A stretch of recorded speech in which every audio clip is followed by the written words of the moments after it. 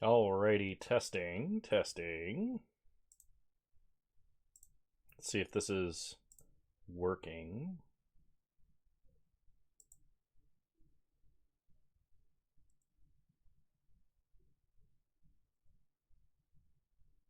Test. Okay, so to those of you watching this on YouTube, I hope you had a Merry Christmas and or Happy Holidays.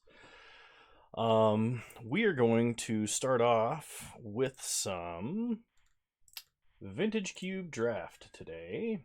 Oh shoot, I have to look the Discord now. Let's see.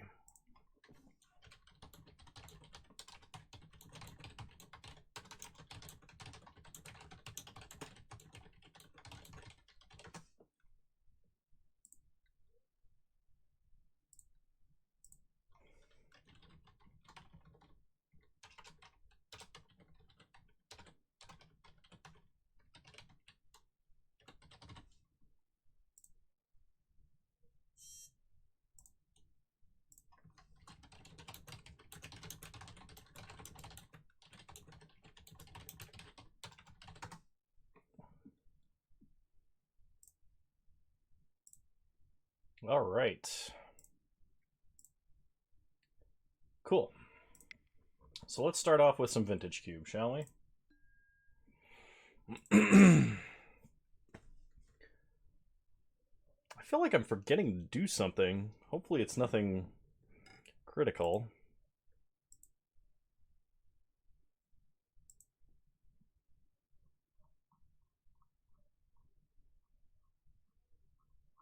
I wonder if I should start at-alling in the Discord rather than just at here.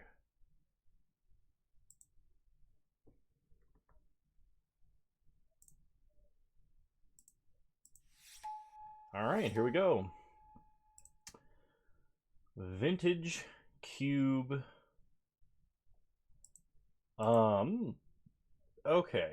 So, in this pack, the only blue card is Vendilion Click, but blue is probably going to be picked pretty heavily because Supreme Vintage Draft is going to have everybody in the blue mindset. So I'm thinking what we should do here is draft either mono black or mono white. I mean, there is Glorybringer. We could go for Fun Police. There is a Bolus's Citadel, so there's some inclination that we could draft a Stormy deck, but I think I've had my fill of that from Supreme Vintage Cube. Let's try and play something a little more grindy. I'm going to start with Liliana of the Veil, I think. All right, pack number 2. Oh man, I should have taken the Click, because Click Counterspell would have been great. I think I'll take the Opposition Agent, punishing people for cracking fetch lands when we have open mana. It also does fit into black, which is the first card that I picked, the same color. So we'll go Opposition Agent. All right. A very stormy pack. Now, in this pack, we could take Marsh Flats. We could also take Grizzlebrand if we wanted to go Reanimator sub-theme. Carmine Cat, welcome! Welcome to the stream, good to have you. Grizzlebrand would fit into like a Reanimator sub-theme we could do, because we have Liliana, and that does work out quite well for us. There's also Bone Shredder, which is just a removal spell on a 1/1, has Echo. I'll go with Grizzlebrand. Marsh Flats is tempting, but Grizzlebrand's pretty good. Okay. In this pack, there are 2 good cards I'm considering. There is the Scarab God, and there's Toxic Deluge. The Scarab God is a great Reanimator creature. It should be pretty easy to splash. And there's also Toxic Deluge, which is one of the only ways to deal with like True Name Nemesis or the like.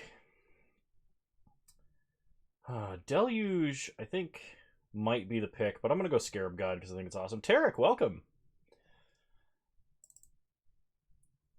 Yeah, I think we're going to go for the blue splash for Scarab God. It's a very light splash, so as long as we get like a fetch land and maybe like an Underground Sea or a Watery Grave, or like a Mana Rock or something, that should be fine.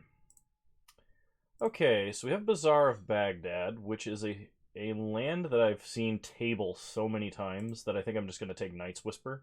This is a great card in mono black. Other considerations here would be like Phyrexian Revoker. And Bazaar of Baghdad's only good if we get like way more reanimations. Well, you know, it's really early.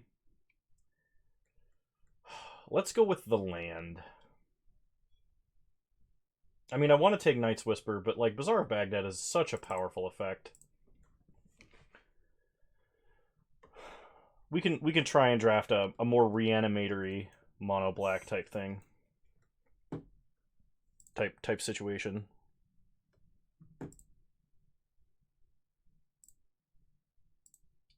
How do I... Should be a way for me to refresh this view in OBS.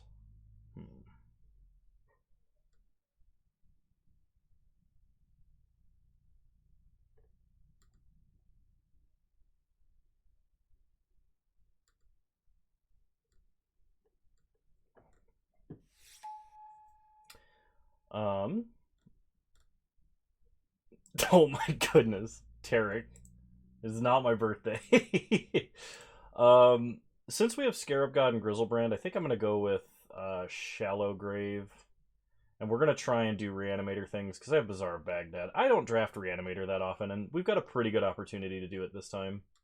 Rakdos, Signet, and Heartless Act, and Vindicate. All three would be great, but we'll take the reanimation spells while we got them. Okay.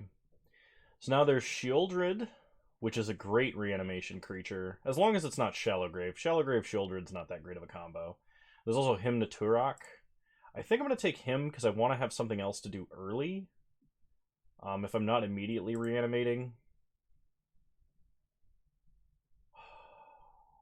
No. I'm going to go with Shieldred. I'm going to lean real hard into the...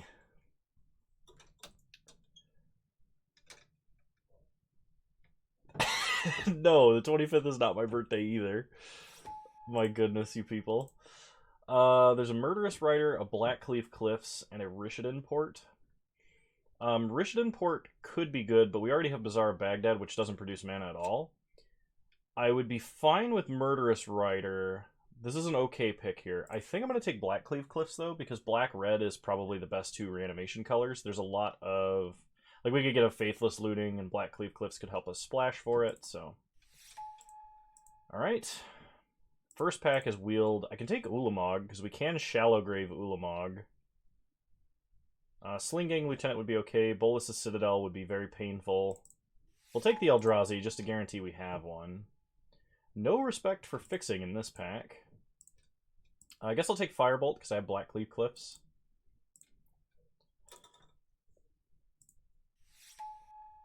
We've got a Bone Shredder now. There's a Thundermaw, but I don't think I'm playing Thundermaw. I'll pick Bone Shredder. I'm not thrilled about it. Dreadhorde Arcanist could be pretty good.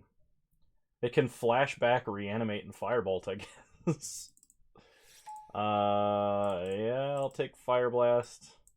So some of these spells are, we'll call them questionable. Firebolt I think I might actually run. Same with Char. Having a little bit of burn in Vintage Cube is sometimes good. Just if you can get it incidentally, it's playable. And a Tide Hollow Sculler. I'm also going to put that in the maybe column.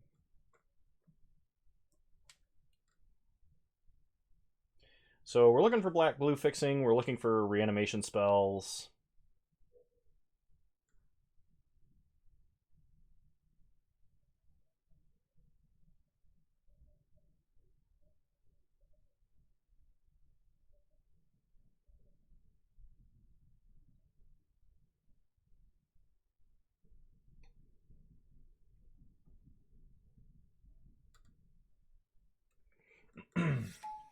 All right.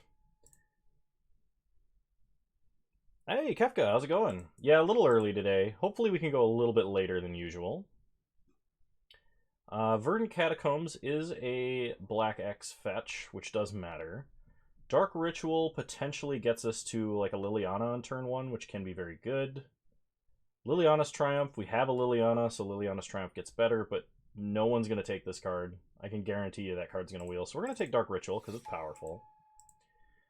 I like Entomb. I like Confidant, just not in this deck. Confidant in this deck seems like it might be a bit suicidal. We could take Thirst for Knowledge as another discard outlet. We were kind of looking at splashing blue because of the Scarab God. The Asparagus God. Scarab God. My goodness. I can't talk today.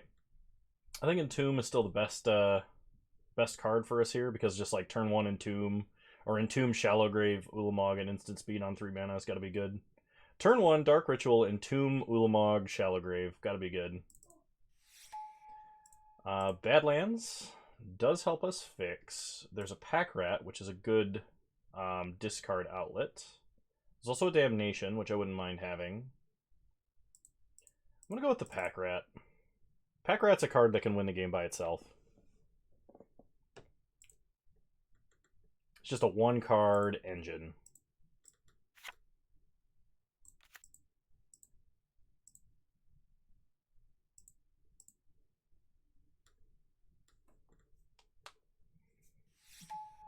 Alright.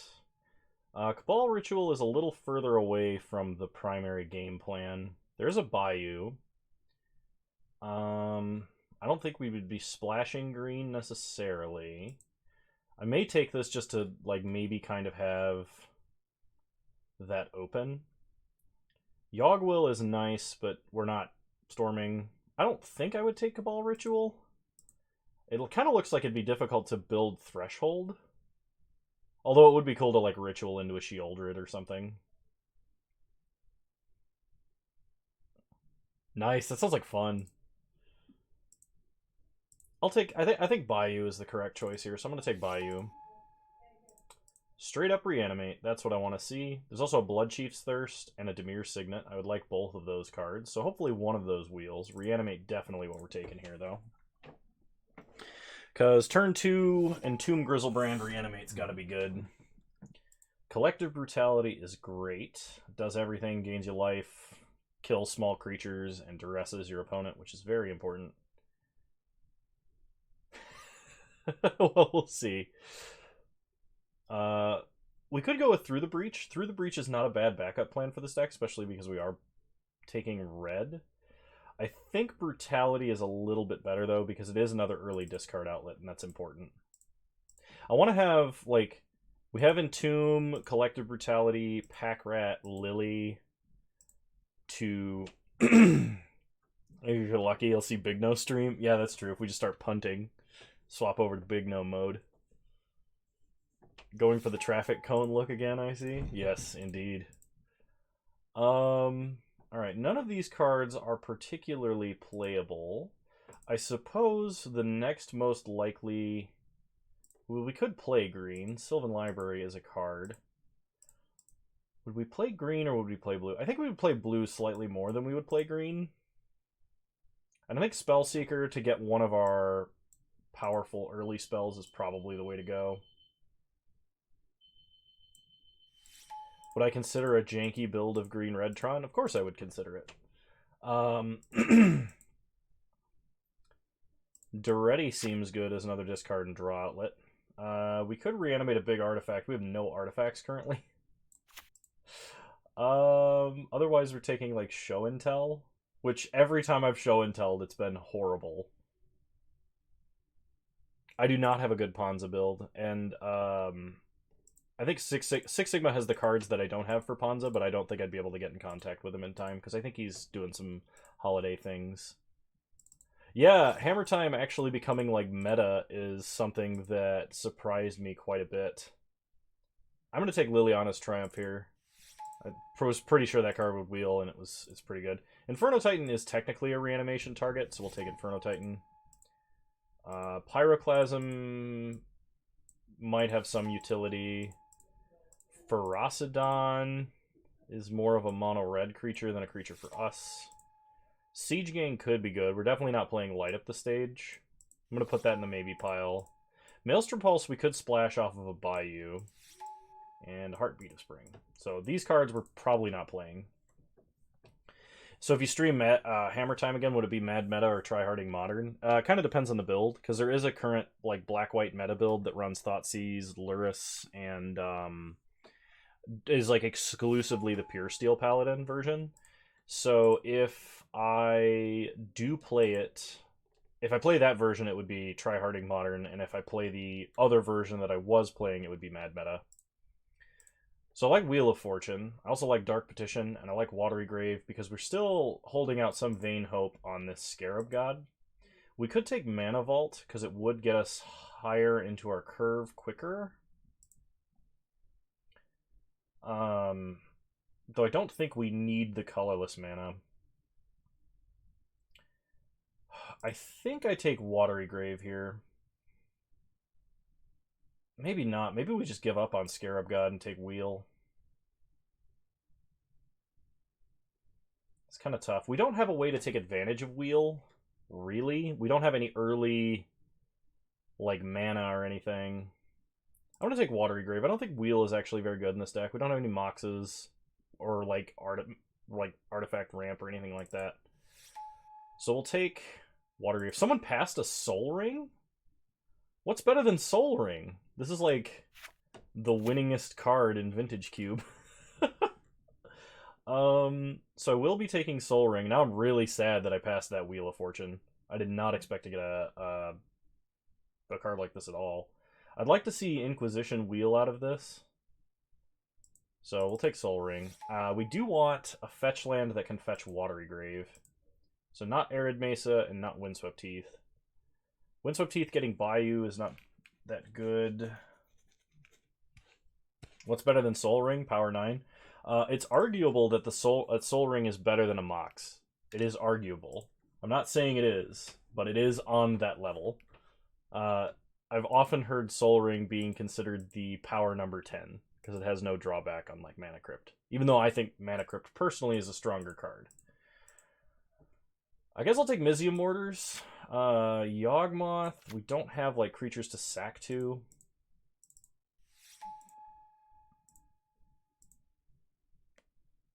Fair enough. I'm not the only one that thinks that. So in this pack, Wormcoil Engine could be good. It does go with kind of Duretti. There's an Unburial Rites that we can't splash the flashback of, unfortunately. There's also an Ingrass Rampage, which is like a semi-targeted Edict, and it could be good in this deck. So let's see, we have 1, 2, 3, 4, 5 good reanimation targets. We have 1, 2.5 reanimation spells. I kind of want Unburial Rites, but I didn't pick up a Godless Shrine like I was supposed to. I think I'm going to take the Angrath's Rampage because of that. Okay, Liliana Death's Majesty is a reanimation spell. There's also Seasoned Pyromancer, which is good in the Reanimator deck. Even though it is double red, I would like to see if we can get another piece of fixing, but we're running out of time. There's also Imperial Seal, which is just a sorcery speed vampiric tutor, but is very good. And Rakdos' Return. If I had more rituals, I would go with Rakdos' Return. But we need reanimation spells, and Liliana also synergizes with Liliana's Triumph, so we'll take her. Alright, there's a Banefire, Mastermind's Acquisition, Pia and Kirin Nalar, and Smuggler's Copter. We have no early creatures other than Packrat and like Bone Shredder and Opposition Agent. So normally Smuggler's Copter would be pretty good in Reanimator, just being able to loot away the stuff that you want to reanimate. I don't think it's going to be good in this deck, so I'm going to take Mastermind's Acquisition, I think. I don't know if I'm going to play it or not, so it's going to go in the maybe pile. Banefire could have been the pick there, but you don't really know. Mazavith is good, Walking Ballista is good, Lightning Strike. I think Nighthawk Scavenger is actually really good in this format. Like, I don't know that it's good in this particular deck, but I think what I'm going to do is take Putrid Imp as another early discard outlet, just to kind of have as consistent as possible of a start for us.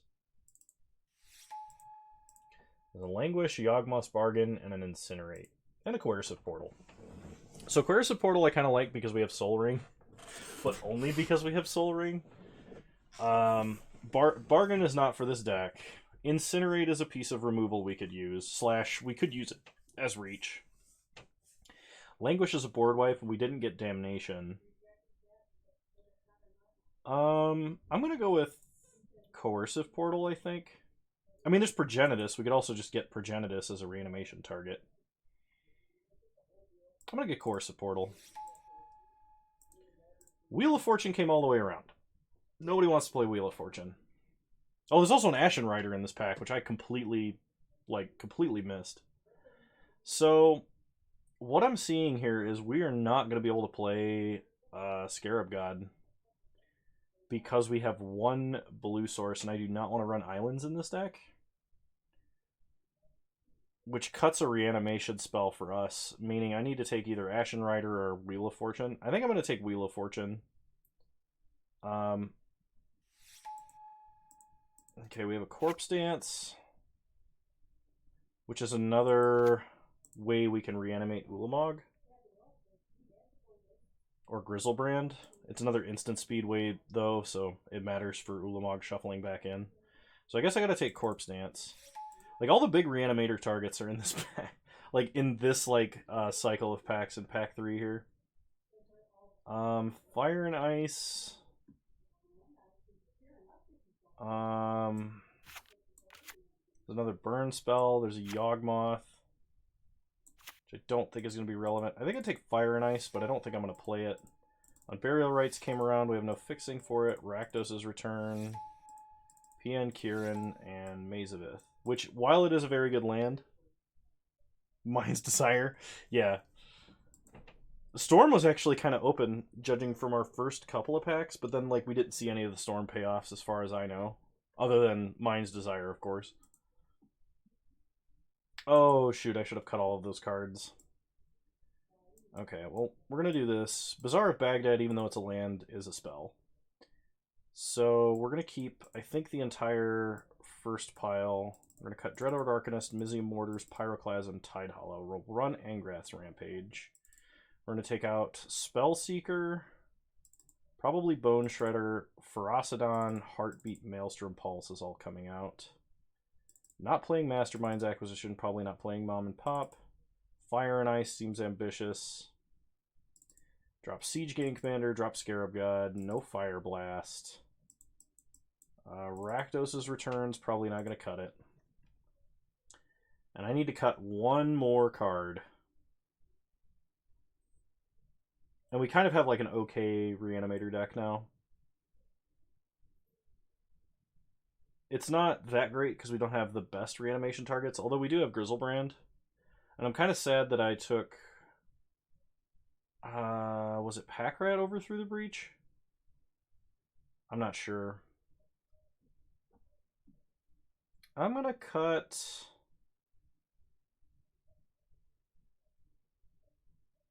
Soul Ring does not actually do that much for us, which is really disheartening. It's still good, and I'm still going to play it, because it helps with things like Liliana or Non-Burial Rites.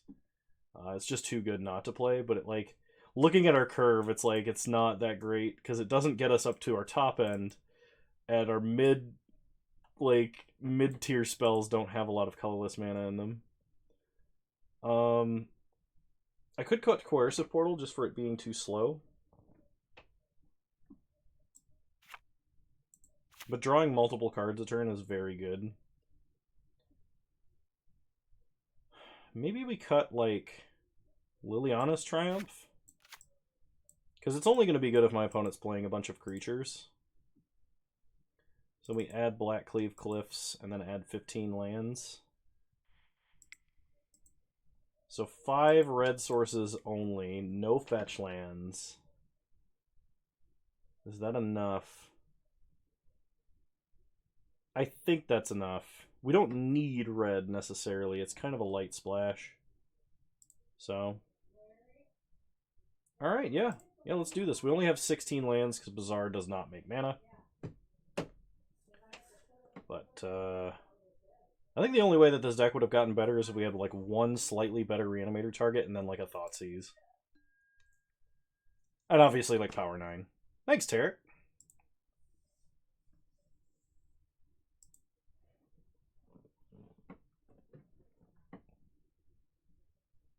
Let's see how we do.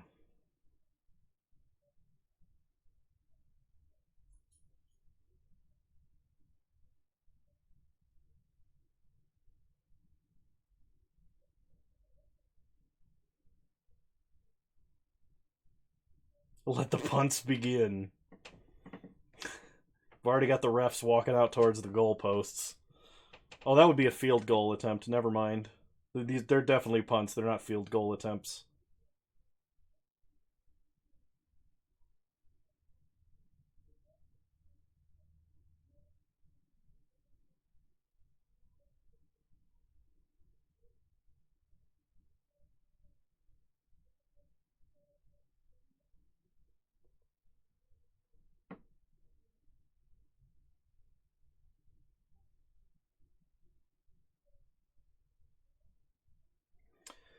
I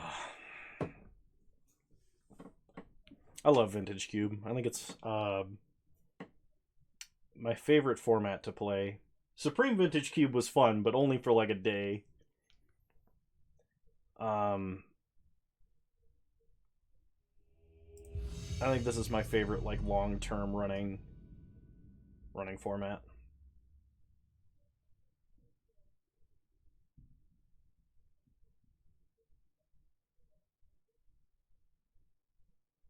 See if our round one opponent wants to show up. They do. Okay. Cool. We lost the die roll, so we will be on the draw. We potentially have the...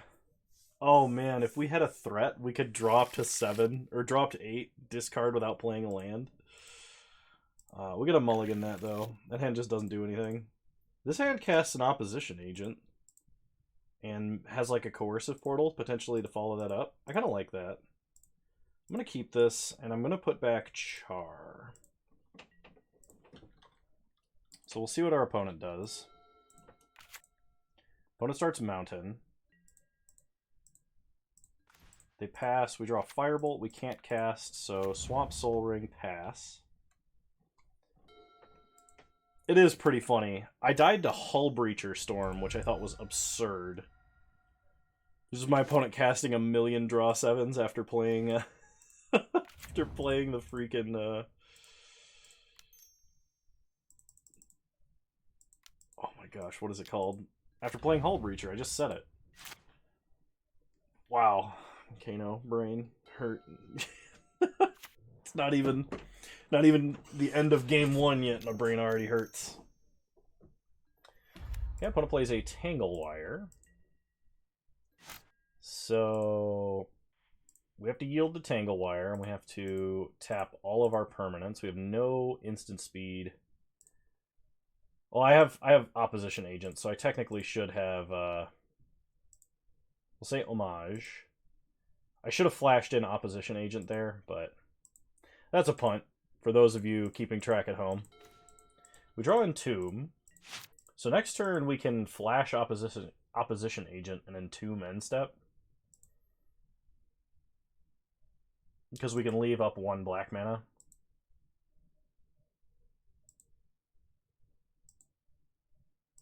Thank you, Tarek.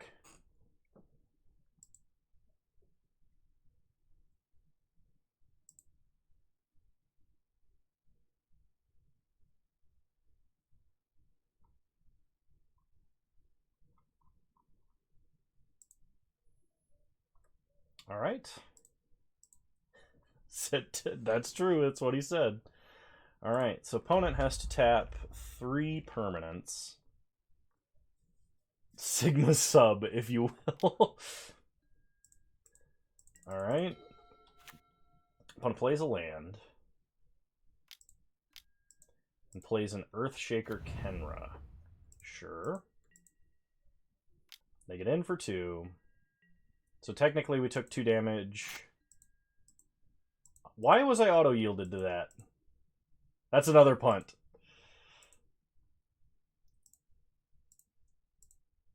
I apparently was auto-yielded to the Tangle Wire, so please mark another punt on the punt counter.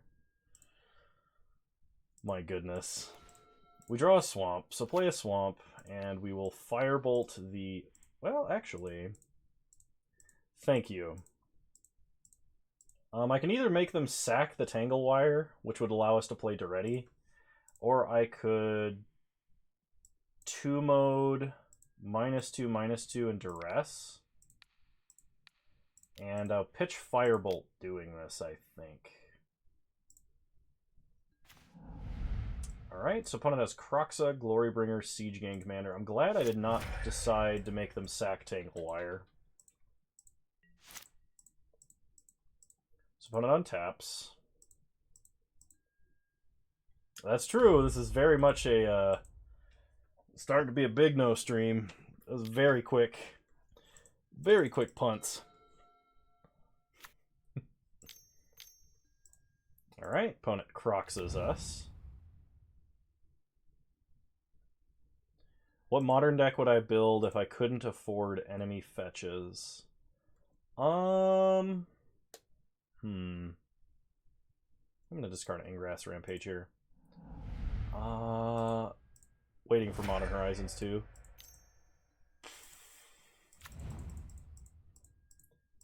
It's a tough question.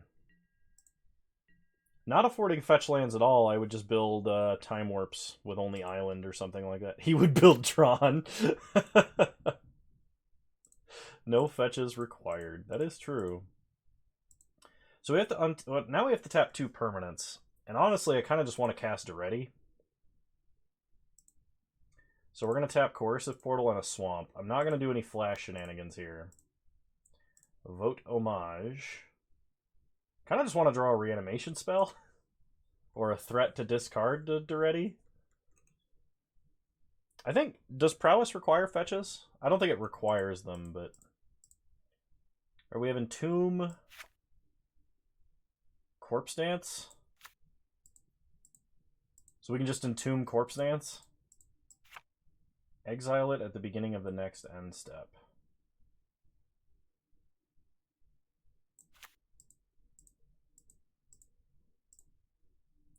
Alright, I'm going to pass playing a land.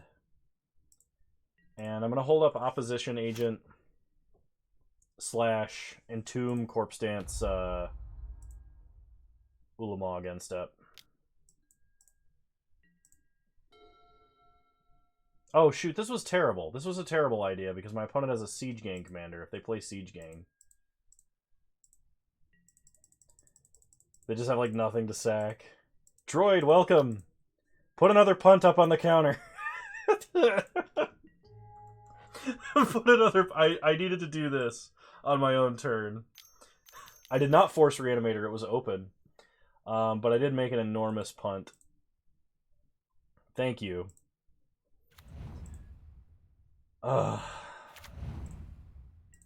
Okay, so what we're gonna do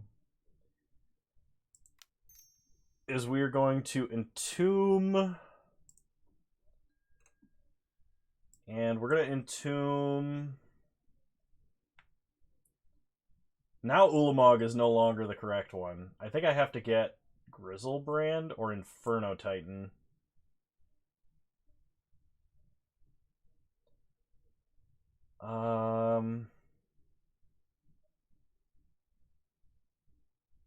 Let's go with Inferno Titan, I think is the safest. We're also going to flash Opposition Agent now. Okay, we untap. Tangle Wire makes us tap Coercive Portal. Are there punters in the Hall of Fame? Big No's first ballot. 2 no blue decks, what is happening? We're not playing Supreme Vintage Cube anymore, we're playing regular Vintage Cube, so other things are viable. Except my opponent is playing Fun Police, and we're playing the fun. Okay, we'll say Homage. We draw Ulamog.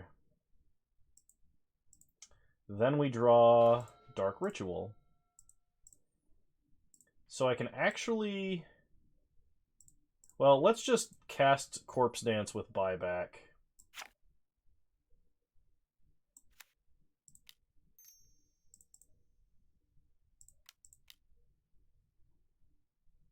Yeah. Corpse Dance with buyback. Get back Inferno Titan.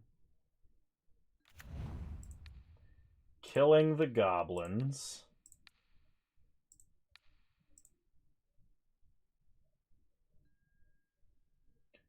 go to combat.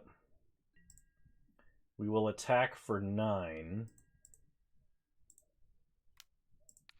2 damage there, 1 to our opponent. And we're not going to use our mana. We're just going to Fire Breathe. Hit our opponent for 10, they go to 7.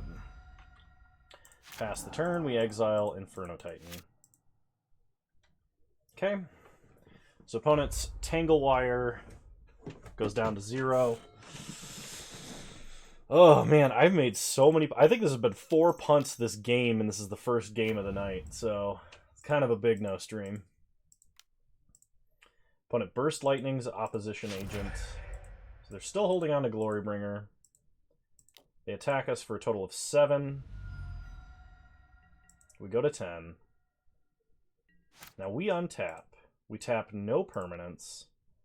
We vote Homage. Breaking out the eggnog early. At this rate, I might be. Okay, cheap discard outlet. That's exactly what we wanted. So we play Putrid Imp. Dark Ritual. Discard Ulamog, maintaining priority. Cast with buyback. Corpse Dance. Shuffle our grave back in. Go to combat. Attack our opponent for 10, Annihilator 4. So somehow, despite making 4 or 5 punts in the first 20 minutes of streaming, we still won that game. Oh, man. Okay. Thank you. So versus aggro, especially my opponent's variation of aggro, I think what I want, somehow, despite our best efforts, we won. I think I want Liliana's Triumph. Okay, so I may potentially want Liliana's Triumph. We're going to make this a stack of reanimator targets. So I may want Liliana's Triumph. I may want Pyroclasm. And there's the potential for me to want Mizium Mortars. Are these cards better than any card currently in our deck? I think the only argument that can be made is for, like, Pyroclasm over Char. And these other two are going to have to stay out for now. We could run one of these instead of Opposition Agent, because we didn't see our opponent search their library at all. But it's a flash card, it's a 3-2. We'll keep it for now. So opponent was also on the play, and they're an aggressive deck running Tangle Wire for some reason. Turn 1, Soul Ring, Pack Rat? Yeah, let's go.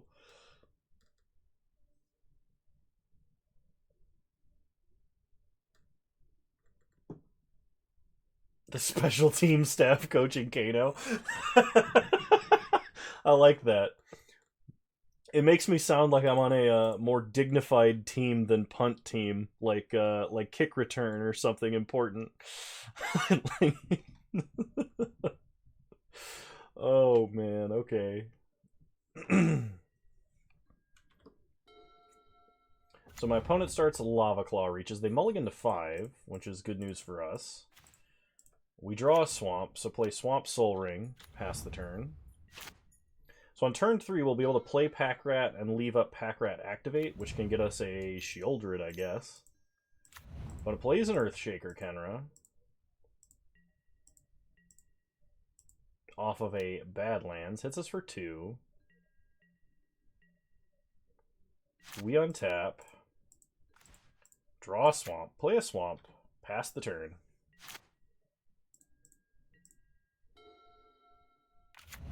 Opponent plays a Black Cleave Cliffs. They've played every type of fixing, I think, in the format as far as lands go, except a Shock Land and a Fetch Land.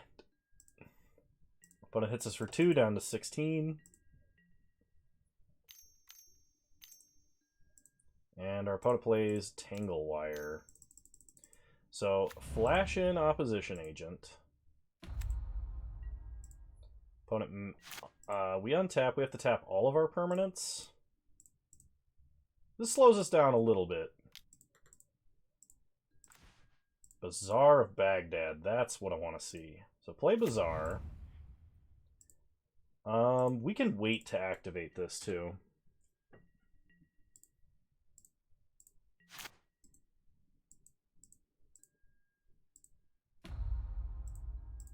Which usually happens sometimes.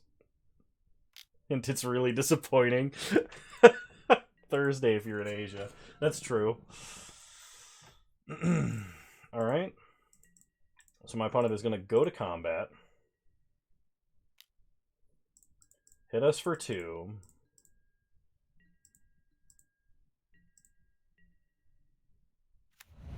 They play an Ancient Tomb. So activate Bazaar on our opponent's end step.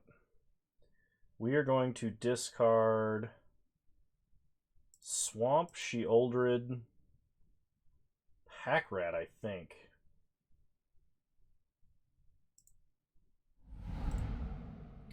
Okay, we untap. Now we have to tap 3 permanents. Oh, I put Sheoldred Pack Rat back in the wrong order.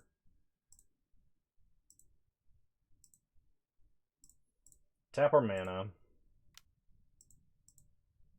I bet it's a pretty feel-good thing.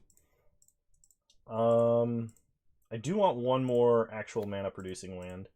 Go to combat. Thanks for keeping me honest. 6 punts per hour today. Wow. Well, to be fair, I don't generally play a lot of Reanimator, and I'm not familiar with like any of these cards. I'm also not familiar with playing on the opposite side of Tangle Wire.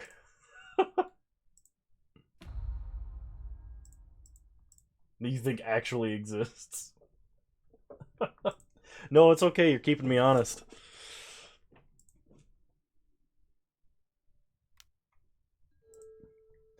All right.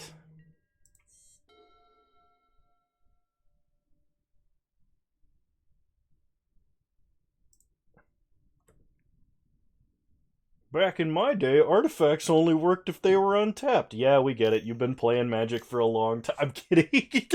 Kidding. I always give Oz.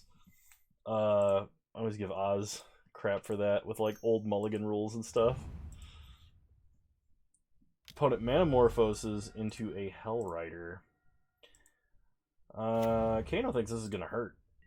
Just saying I played workshops a lot. That's fair.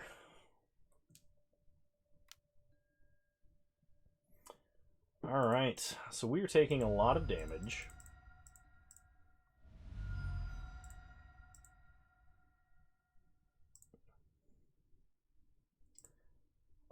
Yep, going down to 7.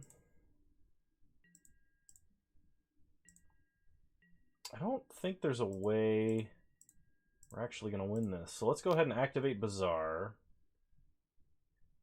We can pitch... Kind of feels bad, but we can pitch Mountain on Burial Rites and... At this point, Coercive Portal. Untap. Tangle Wire is going to make us tap 2 permanents, and they have to be untapped. So we're going to tap Bazaar and Opposition Agent. Well, because my thought process here is I want to play Liliana and reanimate Sheoldred, but I may not even stay alive if that happens. Oh, he's not. There's not enough room for him to be in the room with me, and he's very vocal about being upset about that fact. Otherwise, I would definitely do that. I'll have to wait till I get back to my old setup. Is just Sheoldred enough? Because the alternative is like activating Shallow Grave to get to... Because like even if I reanimate... what is it? Even if I reanimate Ulamog here, it's not enough to win. So I think we tap Bazaar and Agent. Okay. Us drawing a land made that not necessary, but... Play Lily. Reanimate Sheoldred. Pass the turn. Sheoldred does have Swamp Block. Oh yeah, Sheoldred has the Sacrifice Rider on her. What am I thinking? Yeah, this should be pretty good. And they can't even make her not block if they eternalize Earthshaker Kenra.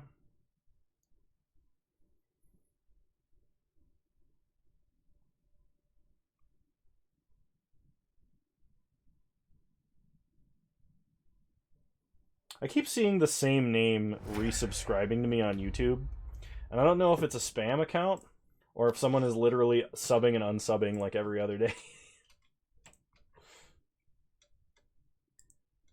Okay, so they sack Earthshaker Kenra to Shieldred.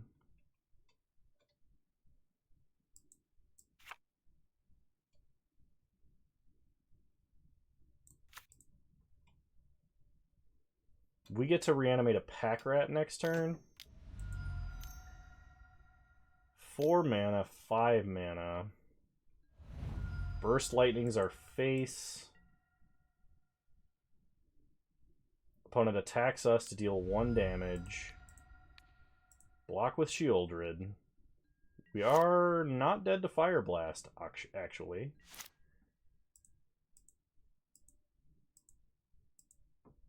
We have to tap 1 permanent. Oh, it has to be an artifact creature. Okay, so we'll tap a swamp. Reanimate Pack Rat. We draw swamp.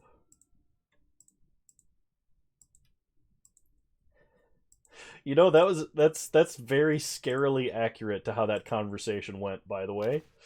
I'm just saying. So here we discard swamp, swamp, and corpse dance, I think. Because if we plus Lily and mill a threat, we can win. We did not mill a threat. That is unfortunate. So go to combat. Hit our opponent for 9. Yeah, we just needed to mill a threat there and we'd have them. Odds are my opponent has burn they can use.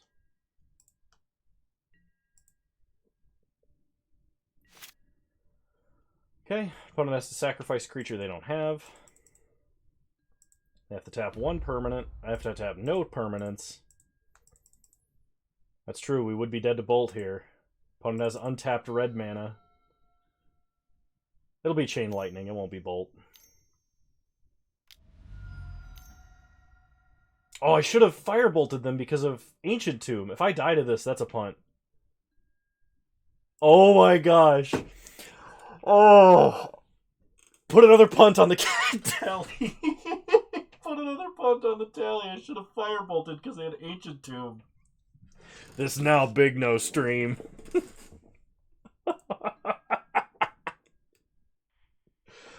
Oh, I am so upset about this.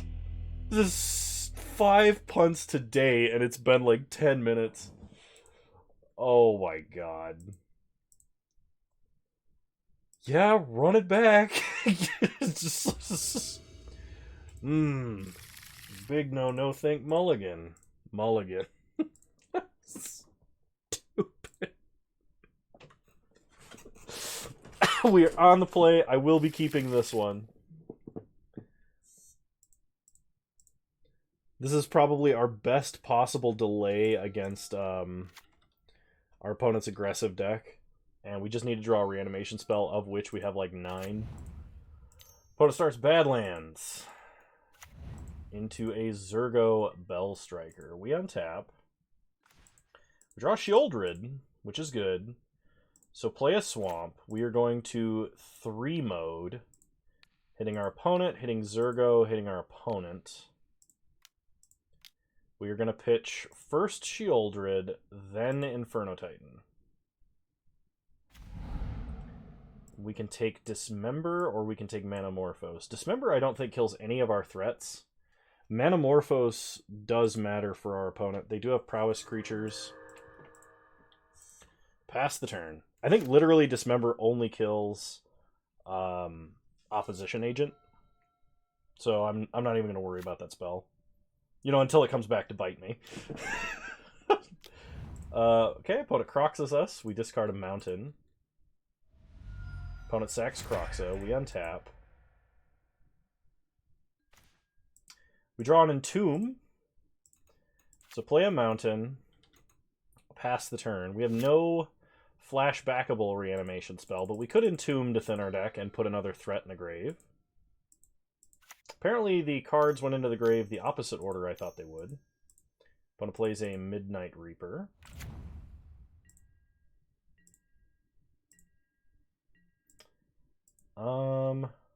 They did play a Swamp. So we're going to Entomb. On Burial Rites with no white. That is correct. I'm gonna put Firebolt into the grave. I should have a Plains in here. Maybe I should have done that. I should have taken like a Boros Signet or something. We get a Pyroclasm.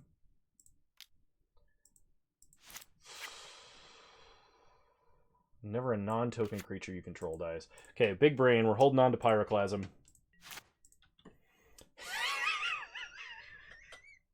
Oh, good. It's been clipped. Okay, opponent hits us with Goblin Guide. Top of our deck is Soul Ring. That matters. How do commands get added to the chat bot? There's a way to do it, and I don't remember what it is. So we are going to wait until next turn and Pyroclasm after our opponent plays a theoretical Siege Gang commander. Actually,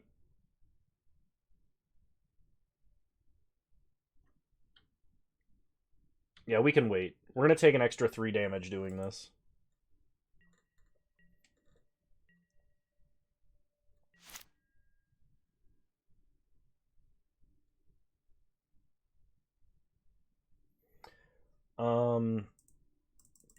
I'm kind of hoping they play like land Siege Gang.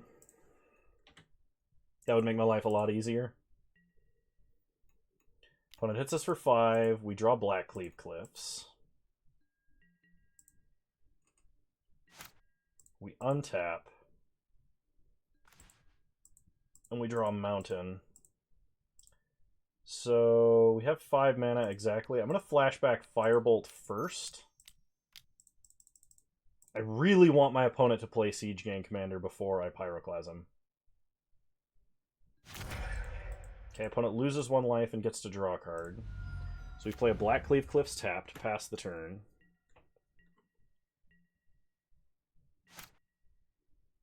Okay. Opponent's turn.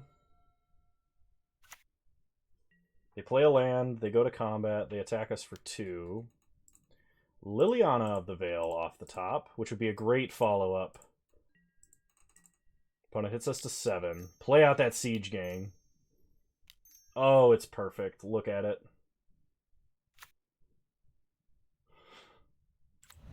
We untap, we draw.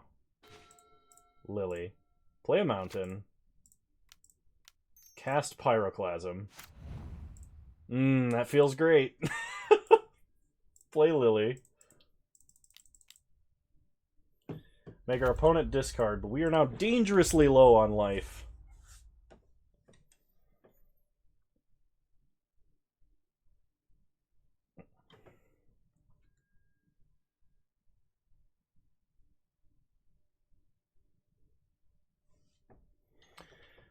Alright.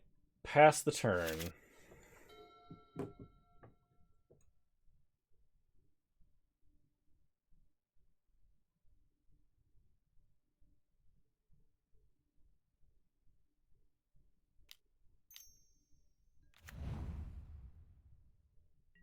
Opponent plays a Pack Rat with enough mana to activate Pack Rat.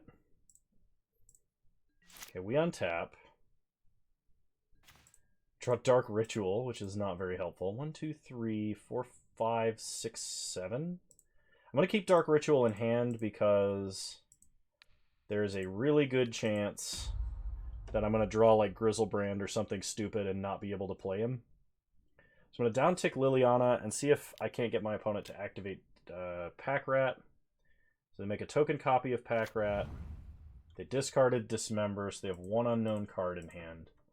My opponent can then discard a card and kill Lily if they want.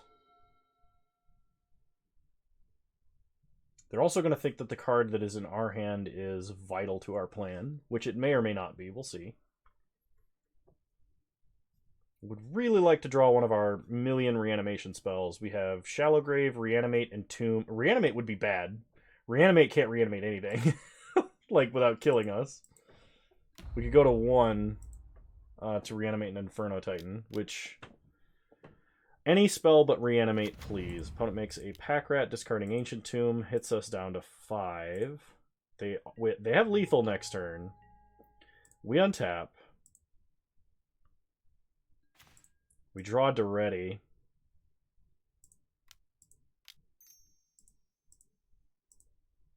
Here's where I wish I had a Worm Coil. Play Duretti. Plus Duretti, because we got to draw something. Coercive Portal is not something. Oh, well, we punted that game. We punted that match away. We had good plays in Game 3, but it could not save us from the weight of our own punts in Games 1 and 2. Which is disheartening, but, you know, I gotta learn sometime, right? What are we at, 9 punts an hour?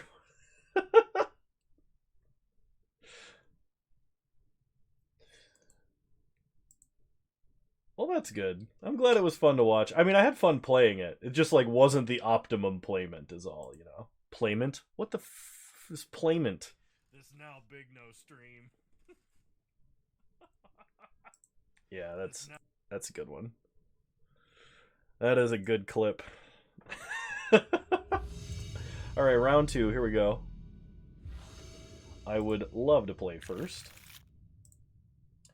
This is a turn 1 Liliana, I think. So we will keep. So turn 1, we turn 1 into 3, and then we turn 3 into 4. Oh, this is a turn 2 Liliana. I'm okay with that.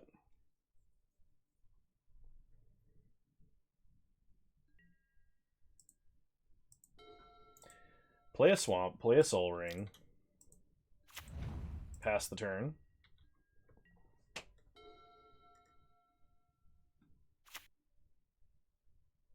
Ah, the dreaded blue mana. We untap. Draw a Swamp. Play a Swamp. Dark Ritual. Play Liliana. Playing around Days. Uptick Liliana. Get a zombie. We mill Ulamog, which shuffles back in. Okay. Opponent plays a Swamp into a Baleful Strix. Sure. We untap. We draw. Swamp.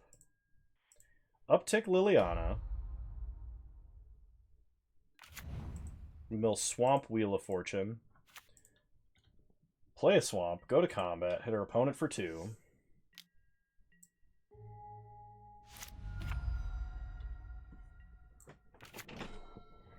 Liliana can ult if we, for some reason, want it to. Her 2. Sacrifice a Planeswalker off of Angrath's Rampage. That's annoying. It must have been a top deck. Otherwise, I think my opponent may have blocked there. We draw Corpse Dance. Play a Swamp. Go to combat. Attack for 4. Here's hoping we draw a discard outlet.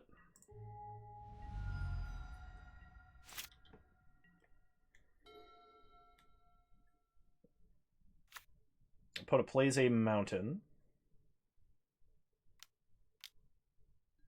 They didn't attack and they didn't block. They played Basalt Monolith and pass. We untap, drawing a Swamp. We are now 1 mana away from a hard-casted Grizzlebrand. Go to combat. Attack for 4.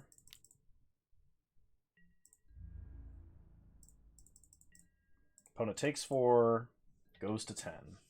I'm wondering why they're not blocking. Unless they're worried about a big reanimation threat.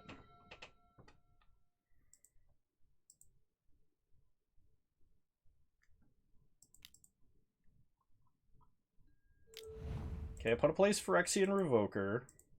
They name Soul Ring like a jerk. I'd like to draw a mountain now. Inferno Titan. Okay, go to combat.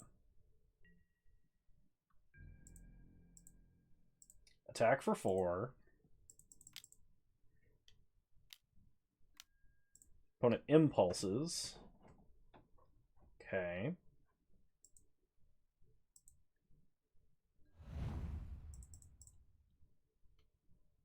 They go to blocks.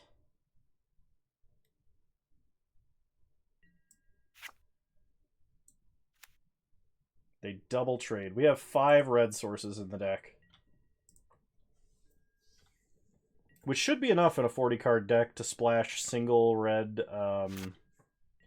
activations. I was never planning on casting Inferno Titan. Opponent plays a land and a Mox Jet. Opponent's deck has power.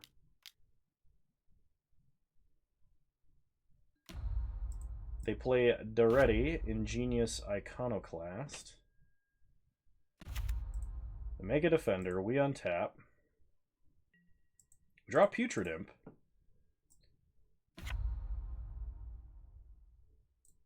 Alright, so play Putrid Imp. We are going to discard Inferno Titan. Cast Corpse Dance with buyback. Get back Inferno Titan, hitting Construct and Daretti. Go to combat. Attack our opponent. Well, technically I should have just hit my opponent's face. I shouldn't have done what I just did. Throw another punt on the counter. I could have killed my opponent. No. Big no count to 20. Oh, Jesus. Alright. Opponent plays a land. That means no counterspell, probably.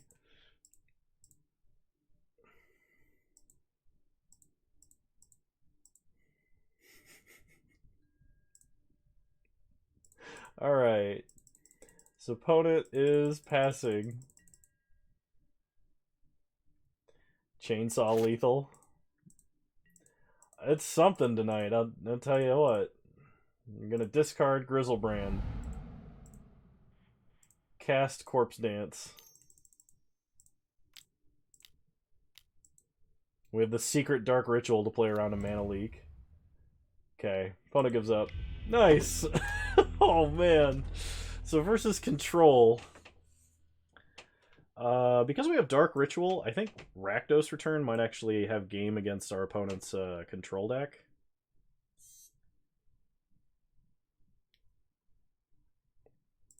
I'm just going to run it back. I don't think I need Rakdos Return, because in the general sense it's not good. We don't have that much acceleration, and it's only good with acceleration.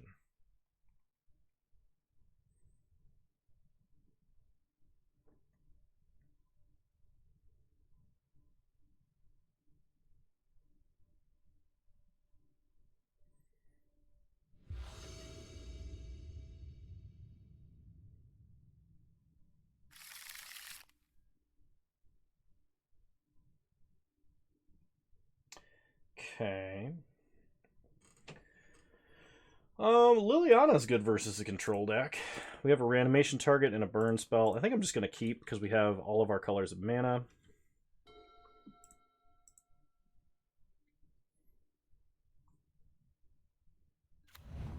Opponent starts Mox Diamond, discarding Mazavith. Plays a Swamp. Like Confidant? What's... Soul Ring. That is, I think, better than a Confidant, and by a wide margin. So we'll start Blackleaf Cliffs, pass the turn.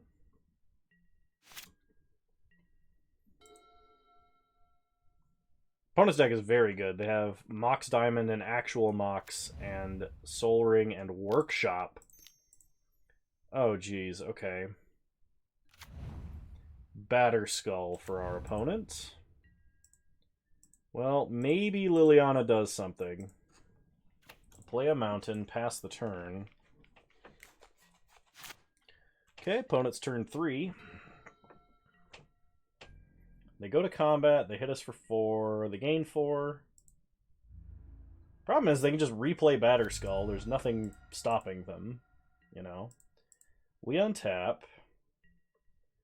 We draw mono swamp, so play swamp. Play Lily. Make them sack a germ token. Yeah, there's nothing stopping them from picking up Batter Skull and recasting it. So we would need to draw... basically need to draw a reanimation spell in order to deal with the situation at hand.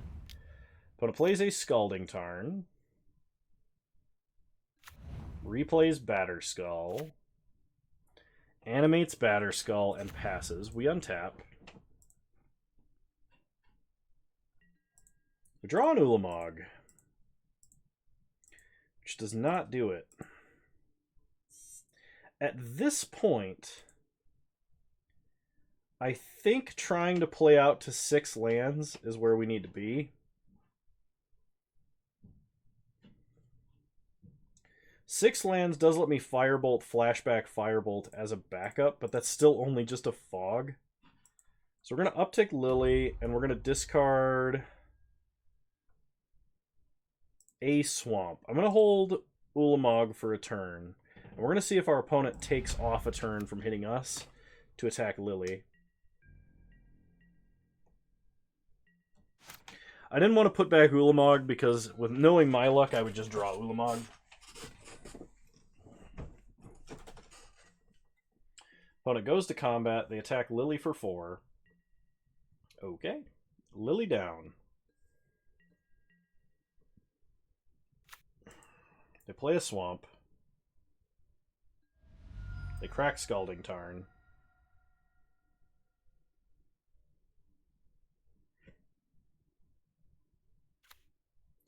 For an island.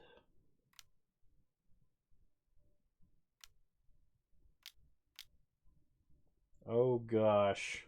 What is this? Oh, this is probably Rakdos Return X5. Oh, it's Wildfire. Oh, that hurts. That hurts a lot. Oh, there goes all our red mana. Oh. Oh, I don't want it. Okay,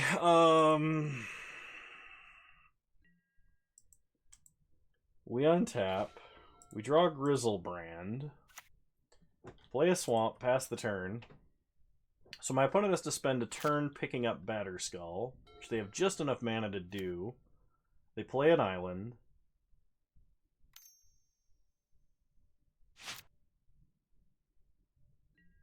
Okay, we untap. We draw Reanimate. This might be the draw up to 8 cards, cast Reanimate plan. Which I gotta be honest, I'm not a huge fan of.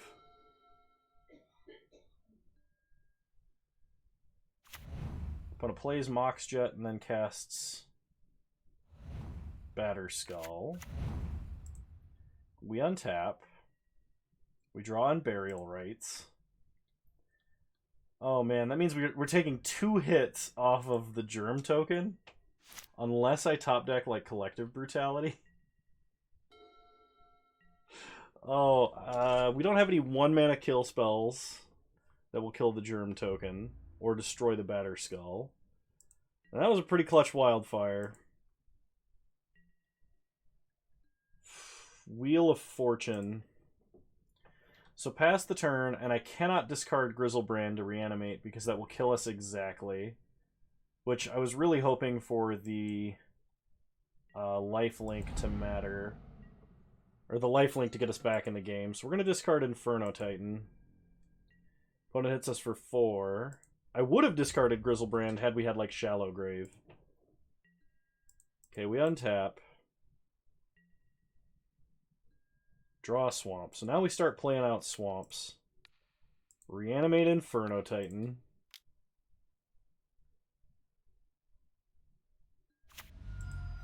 Deal 3 damage to our opponent. Okay. Opponent's turn. They play a mountain.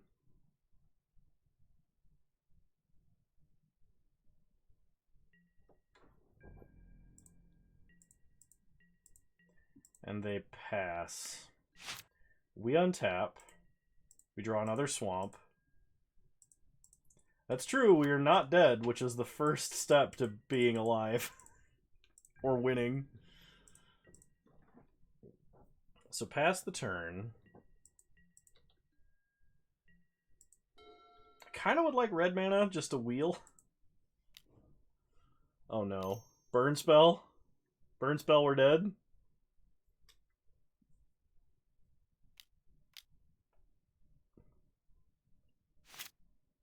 What can this be?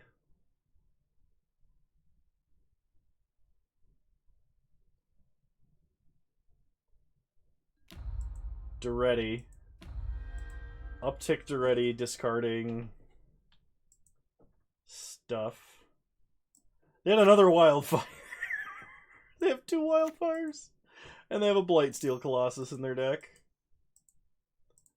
1, 2, 3, 4, 5, 6, 7, 8, 9, 10.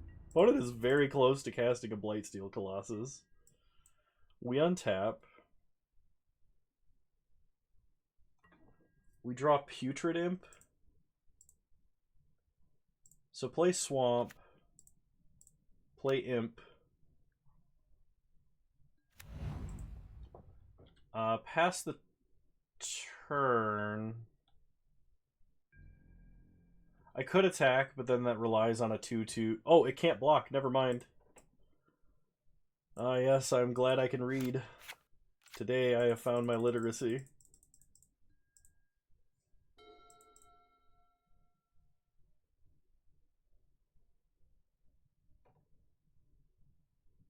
When I was thinking about casting something, they activate Duretti first. They pitch Ulamog, shuffle everything back in.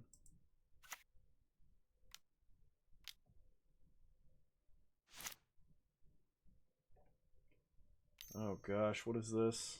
Impulse. Okay.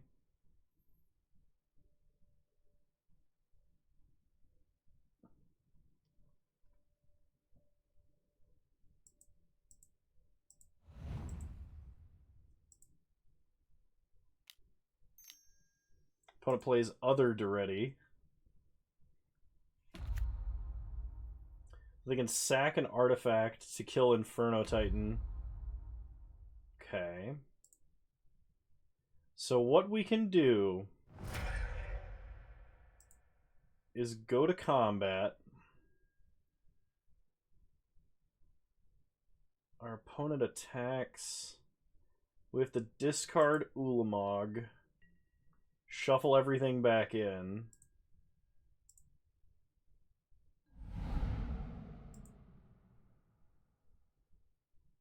Okay, then we discard Grizzlebrand, so it's in the grave. Then we chump. And we hope to draw an untapped mana source to Unburial Rites Grizzlebrand and maybe get back in this game. No, that doesn't even work because of Duretti.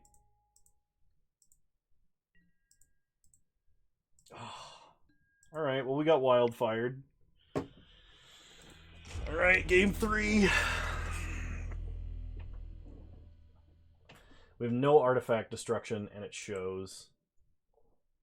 Yeah, we're just running back. We're not doing anything else.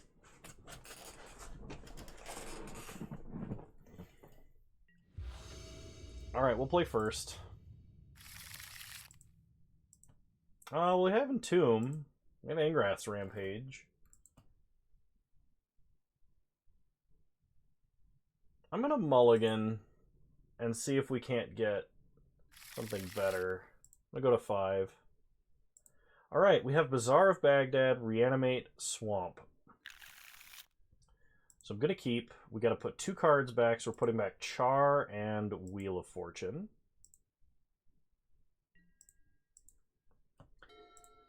And we're going to start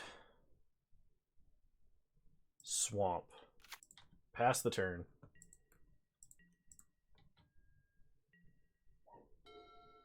Hopefully my opponent does not have an absolutely crazy start. I'm hearing a lot of casting noises. Okay, it's a Soul Ring. So we untap. We draw Pack Rat. Play Bazaar. Activate Bazaar. So we discard 3 cards. We're going to discard Inferno Titan, Pack Rat, and Mountain. Reanimate Inferno Titan.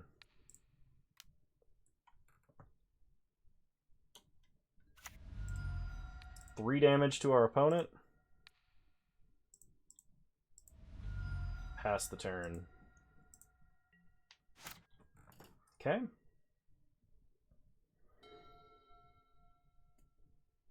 Opponent's got to find an answer to this.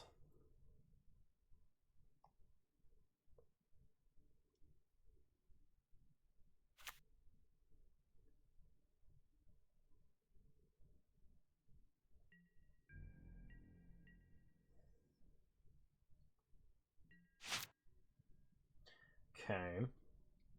We untap, we draw. Dark Ritual. Play Black Cleave Cliffs. Go to combat.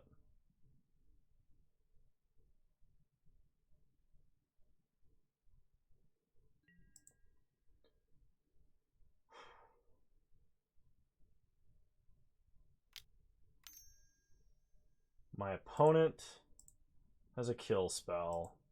Okay. Well, we are a mana away from Dark Ritualing into Unburial Rites to get back an Inferno Titan. Opponent untaps.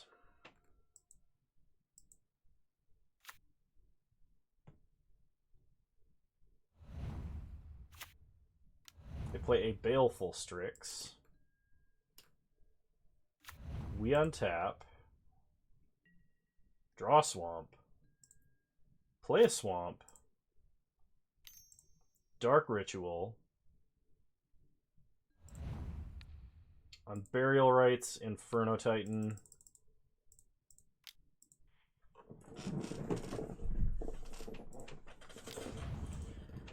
Ping Baleful Strix and our opponent. Opponent for 2, Strix for 1.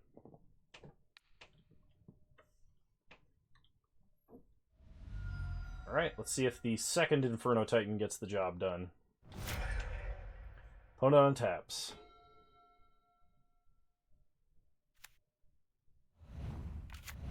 They play a Mishra's Workshop into a Lodestone Golem. We untap. Draw Angrass Rampage. So go to combat. Attack for 6.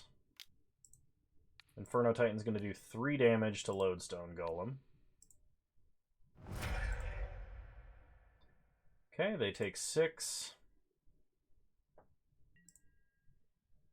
And I think the correct play here... I could make them sack an artifact, but I think the correct play here is to hold on to Angrass Rampage.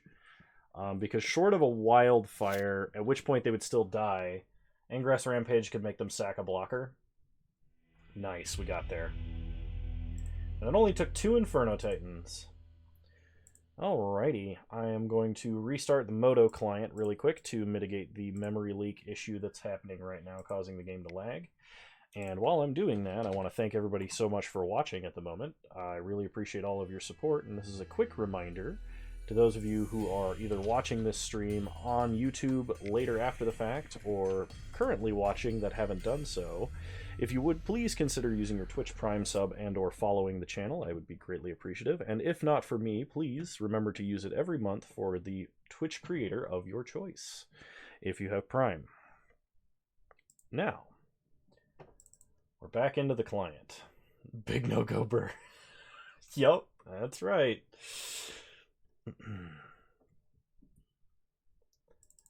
Oh gosh, maybe the client is not back and ready yet.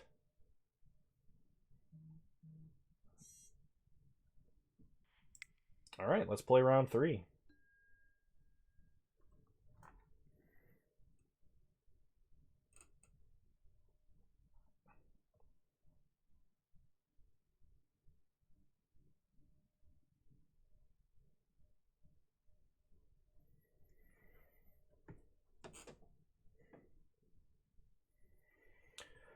I'm looking forward to a league filled with much less punts than this one has been next. Because let me tell you, it's pretty bad.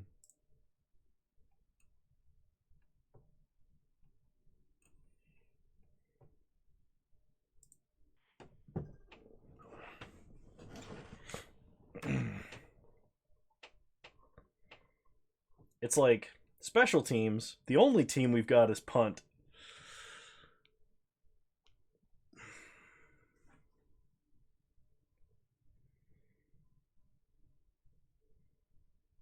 I wish I could have like a little desk fan for this room because it gets pretty warm in here. I can't turn on the ceiling fan because it would like absolutely obliterate the green screen behind me. And that would not be a good time.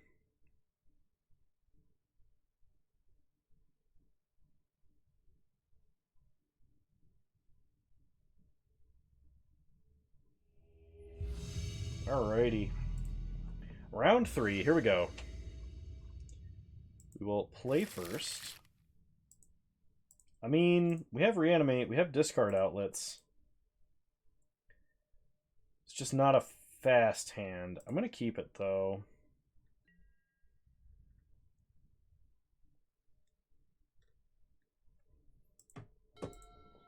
So, start with a swamp, pass the turn.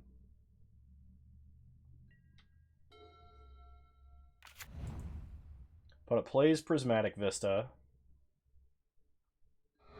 Cracks Prismatic Vista. Gets an island. And suspends an Ancestral Vision. So we're likely against a faster control deck. Play Black Cleave Cliffs. Pass the turn. Ancestral Vision's ticking down. So we're kind of hoping that our opponent taps out for like a Signet and we draw a Reanimator target. Hey, they tapped out for a Signet. We untap, we draw a Reanimator target. Kano Psychic. Big no Psychic. Okay, so play Liliana, uptick Liliana, discard Inferno Titan. Big no half Psychic. Big no make guess. 50% chance correct, 50% chance incorrect. Big no win half the time. So, alright, uptick Liliana, discard Inferno Titan, and pass. Opponent discards Expansion Explosion. Ancestral Vision still ticking down.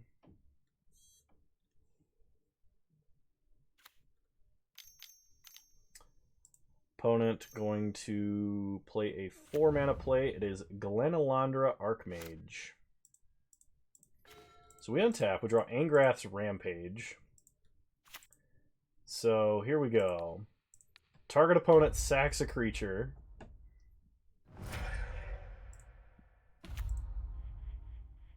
Target opponent sacks a creature. Reanimate Inferno Titan.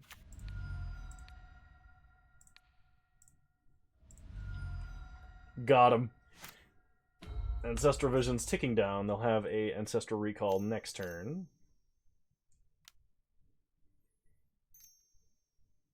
3 mana. Oh my god, not Oko, please.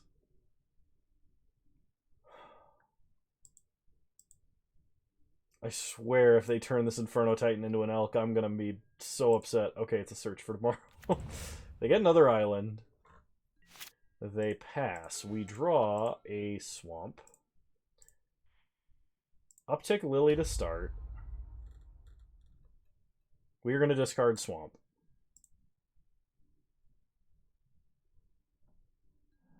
Opponent discards Palincron. Are they Storm? Although I will admit that expansion on Ancestral Visions is a pretty sweet line. Okay, attack them for 9. Hit them down to 7. And we play Coercive Portal. Pass the turn.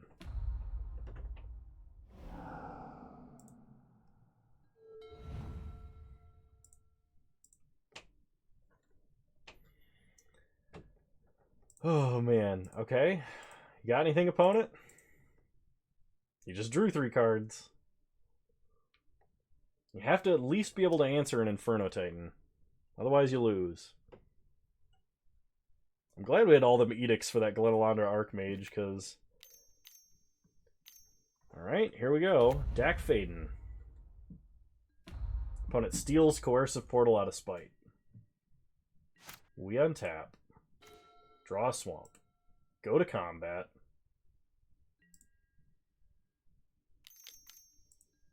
Opponent has Deceiver Exarch. Tapping Inferno Titan. So they are Splinter Twin combo. Play Duretti. Uptick. Discard a land. We draw a land. Play a land and make our opponent sack Deceiver Exarch. Alright, pass the turn. I think that's the best we could do. So we're going to vote Homage. So our opponent probably votes Carnage. Yep, the vote is tied, so they draw.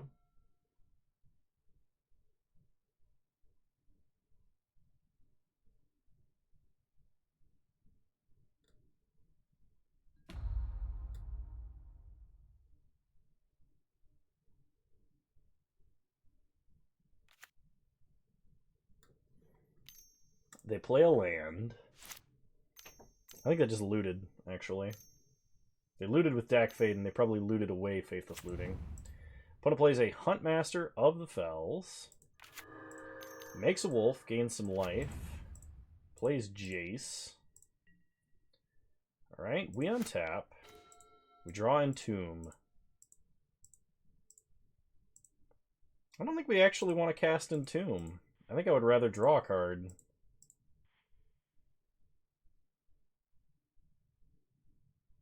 Yeah, we're going to redraw. Draw Pack Rat. Play Pack Rat.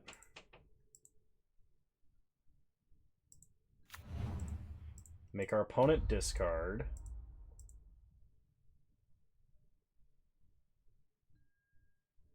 Opponent gushes in response. They did not want to discard what was in their hand. Now, we can kill exactly one thing with Inferno Titan. And the question is it Dak Faden, Jace, or Huntmaster? We have not cast any spells, so I think we actually have to kill Huntmaster. We can ping Dak Faden for 1. So go to combat. Attack with our opponent with Inferno Titan. And we'll put 2 damage on Huntmaster, 1 damage on Dak Faden.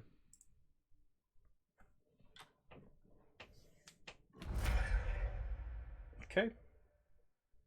Problem is now my opponent can flashback spells with Jace if they don't block with Jace.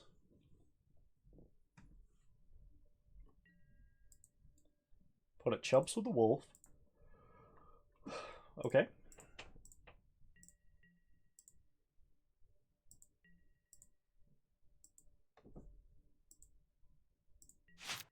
Alright, Coercive Portal.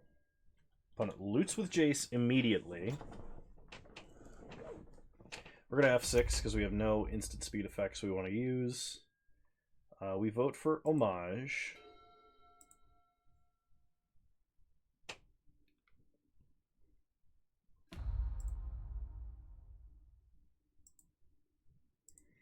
Opponent goes Faithless Looting with Dak Faden.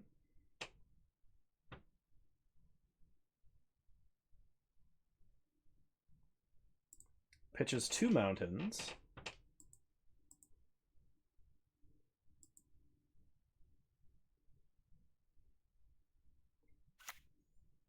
They play an island.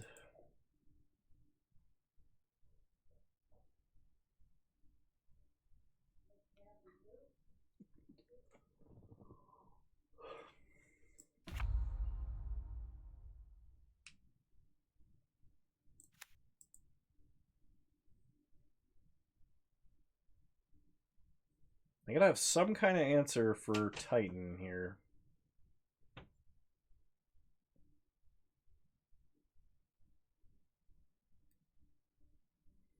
A single blocker doesn't work because we could downtick Liliana. Okay, opponent downticks on Jace to cast Gush. Because it does let you use alternate casting cost. It is not flashback.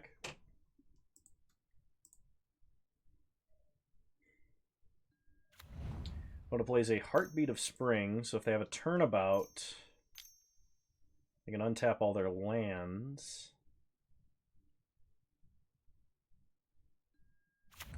Pia and Kieran Nalar. Okay.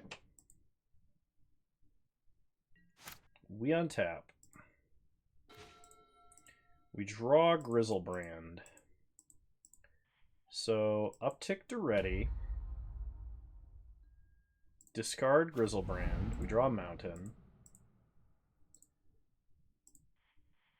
Discard... Oh, shoot. We have double the mana. Yeah, so discard a mountain to make a rat.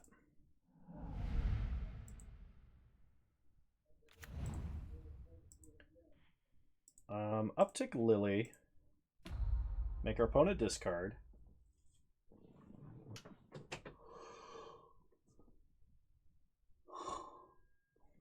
Opponent discards library. So now, the question is, what do we kill with Inferno Titan? Probably Pia and Kieran and a Thopter and attack like Dak Faden with a Pack Rat. Jace Telepath Unbound is annoying, but I actually think he's less annoying than Dak Faden is. So attack our opponent. Attack Dak Faden. Ping Thopter, Thopter, and... Oh, wait, no, hang on. I did that wrong.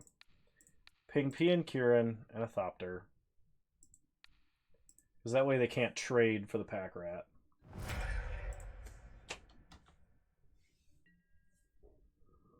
Okay. They block the damage. They lose Dak Faden. Opponent untaps. Coercive Portal. We're going to name Homage again.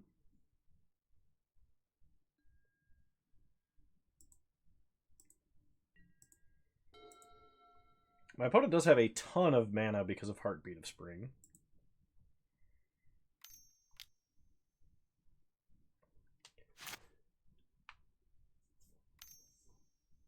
Four mana.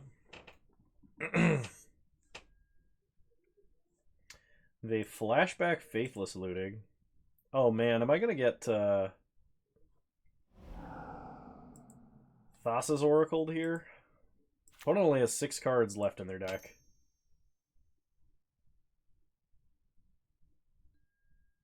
Time Walk. Concern. Concern intensifies. They can uptick Jace. Oh man, we should have picked Jace.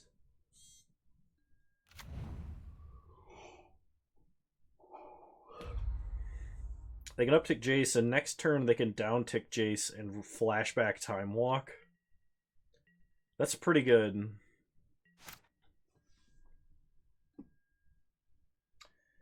They name Homage again, sure. So they get to draw an additional card.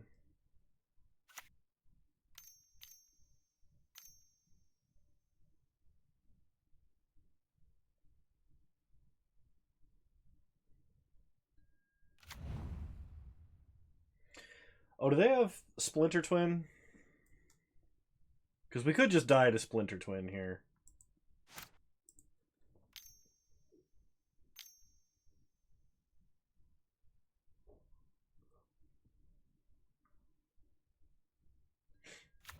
Yep. Alright. You got us, opponent. So versus Splinter Twin combo. Is there anything I actually want to play? We could play Liliana's Triumph to have another instant speed answer, but it's not likely that that works because my opponent probably will have more than one creature. I think we're fine as we are. We just need a fast reanimation hand, so we will play first. We have Entomb, but nothing else, so we're going to mulligan. Putrid Imp, Opposition Agent, Ulamog. This is only good if my opponent searches their deck. They had a couple of fetch lands, but I don't think this is good enough. We're going to mulligan. We're going to 4. Okay. We gotta put back 3 cards. So we can keep turn 1 Opposition Agent. I think we put back Liliana and a Swamp. The question is, do we want to turn 2 Coercive Portal or do we want to turn 1 Opposition Agent? I think Coercive Portal is probably better because as long as our opponent does not have Dak Faden or a counter for Dark Ritual, we start drawing multiple cards a turn, which is probably the best way for us to dig ourselves out of a mulligan. And considering my opponent is on Library of Alexandria, I think this plan might actually work. So play Coercive Portal. Pass the turn. Opponent draws with Library. Untaps, goes up to 9 cards.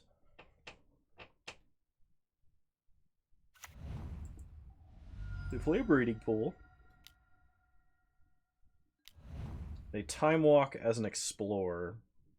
They untap. They can tap Library on their upkeep to draw, but they do not.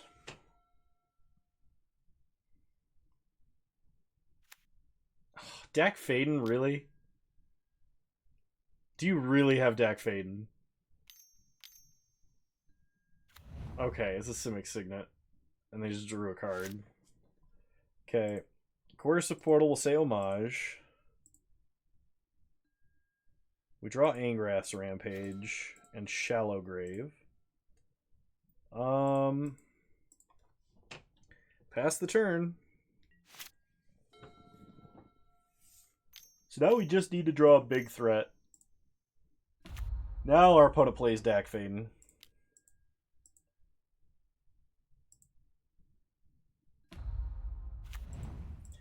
Yeah, that's pretty good. I could have played out Putrid Imp, but I was really worried about removal. Put a Cracks for a Forest. Suspend Search for tomorrow. We untap.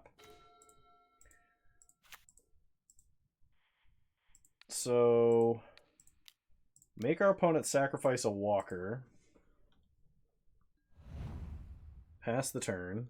How about Big No? Oh, man. Maybe that should be an emote. Big No.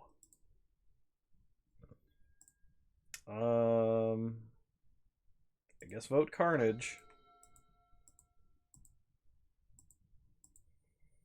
The only way that I think we have remotely to get back in this game is to hit our opponent with an Ulamog. And if this is Glenalandra Archmage, I think that's game. Play Putrid Imp, pass the turn. Opponent's deck is way better than ours, considering they have actual power 9, and we also had to mulligan down real low, because we just didn't get any hands that did anything.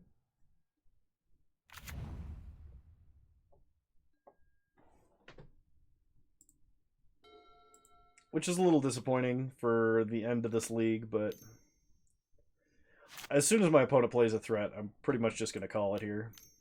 Of course it is. It's playing blue. That's not always true in Vintage Cube. In Vintage Cube, probably the best deck that is the deck that nobody plays, and that's the mono white like Thalia deck. Because if you play Thalia turn 1 off of like a Mox, and your opponent is on the draw, they basically lose.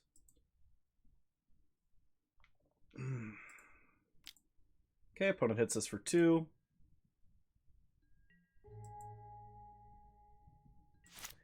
We untap. We draw Sheoldred. Yeah, it doesn't even do anything, so I'm going to go ahead and concede. Alright, alright. Well, we played something that wasn't blue combo. Time for another Vintage Cube. Hopefully we get something that's interesting to watch.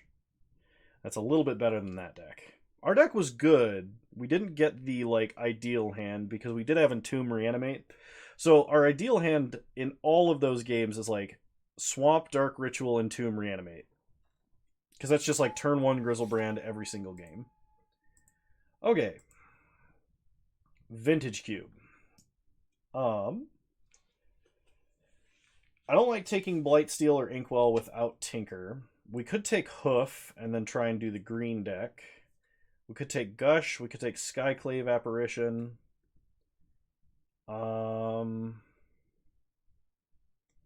going to speculate on a Hoof.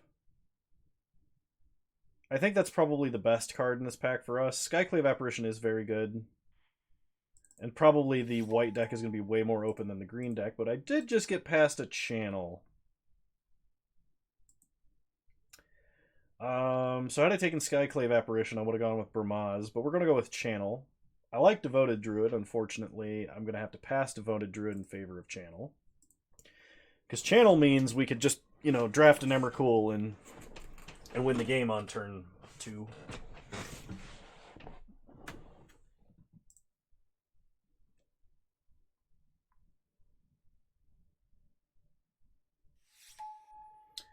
Alright, there's a Uraga Tree Speaker. There's a Tinker. Wow, we could add Tinker Blightsteel. I like Ugin. It's a pretty good channel target, but we're definitely on the primary game plan of drafting green dorks. There's Thalia. Not enough people respect Thalia. So the question is, for the green deck playing channel, is Coercive Portal, Thrawn Dynamo, or Memory Jar better? I think all 3 of these cards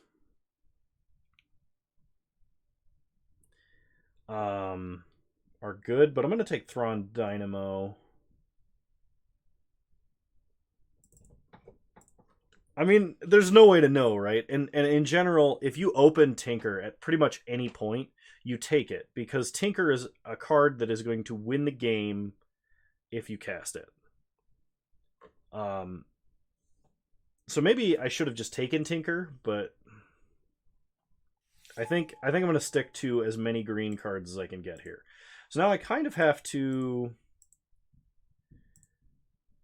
pick here. I think with Channel, Mindslaver is somewhat possibly okay. Inquisition could be good. Watch there be like no green cards in the next 2 packs and I have to rotate out. Blue-green, big stuff. Blue-green is a deck. Treasure Cruise. I think I'm going to take Inquisition, because Mindslaver is kind of mediocre in our deck, and Treasure Cruise, we're not going to be dumping cards into the grave. So I think green-black might be our best opportunity here. Okay. There's a Primal Command. Primal Command is a good green card, but I'm seeing there's not any mana dorks coming around. I'll stick with it for a little bit longer. Okay. There's a Duress, there's a Regrowth. The Thalia deck is open, too late for us. I mean, I could still draft it. Rishadan Port is okay.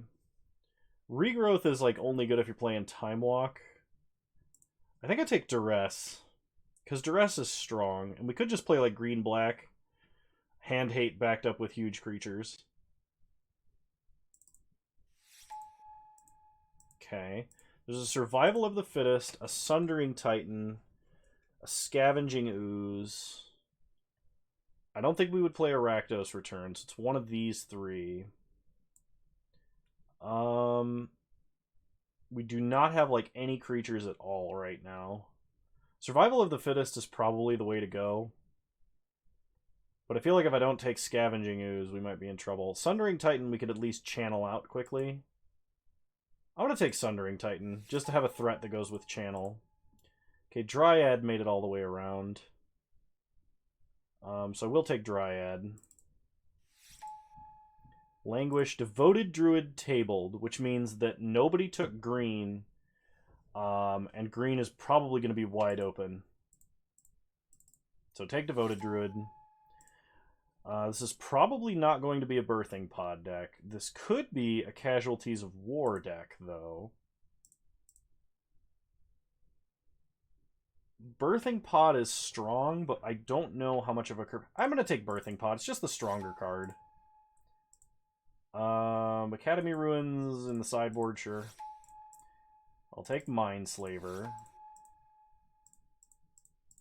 I guess I'll take Mana Flare, though I don't think this is a deck for it, and this is definitely not a deck for Brawl. Okay. So, we're going to try and stick in mono green, green black. We do have Birthing Pod, so if we see anything that specifically synergizes with Birthing Pod, we should keep that in mind. But I think we're basically on, like, big green ramp right now. So priority 1, because we have Craterhoof Behemoth, is... Why does this have to be in the same pack as Birds of Paradise? That's what I want to know. So Mox Emerald in the green deck is actually really, really strong because of things like Channel or Devoted Druid being played on turn 1. And I'm going to take the Mox Emerald. There's no way I'm not taking the power. It's just Birds is not going to wheel, and we need Dorks for Hoof to work. Alright. Mox Emerald, begrudgingly. So Gilded Goose or Llanowar Elves being in the same pack. I think Llanowar Elves is better just because it does repeatedly tap for mana without prodding. There's also a Grim Monolith, but Dorks are going to be better in this deck, especially if we get something like a Natural Order.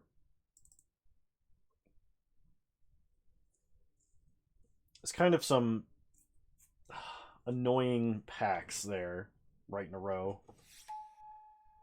Okay, there's a Findhorn Elves. Nissa, who shakes the world, is very strong. She can win the game. I think, though, she's more likely to wield because you basically have to be mono green to use her effectively. So we're going to take the Dork. There's a Wall of Roots, which is a Dork that cannot attack. There's a Karn, a Solemn Simulacrum, and a Tireless Tracker. We have no fetch lands. Noxon, thank you for the cheer. 2,000 bits, much appreciated. You're a wonderful human being. Wow, you got 25 emotes shared. Wow. I think Tireless Tracker is by far stronger than Solemn Simulacrum. But I think Simulacrum is going to be a better card for us. It's kind of tough. I don't know. I'm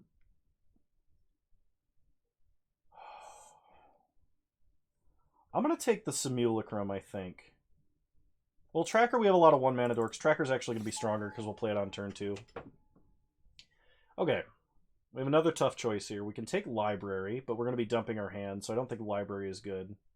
Which means we either take Elder Gargaroth, Ulamog, or Harmonize. Elder Gargaroth is an insanely powerful 5-drop. It's a card that takes over the game and wins. We do have a lot of ramp. I think we take Ulamog, though, because we do have Channel, and our best Channel target right now is Sundering Titan. Harmonize will probably wheel. So we have at least that. We'll take Ulamog. Prime Time! Now there's a card we want. Fauna Shaman, I hope wheels, but Prime Time is definitely the pick. Fraley's is probably worse than Natural Order. Her down tick is strong, but Natural Order just wins the game. So I will take Natural Order. We can Natural Order into Primeval Titan, or we can Natural Order into Craterhoof, or we can Natural Order into Terastodon, quite frankly. So I'm going to take Terastodon. This is probably the biggest, greenest main deck I've gotten.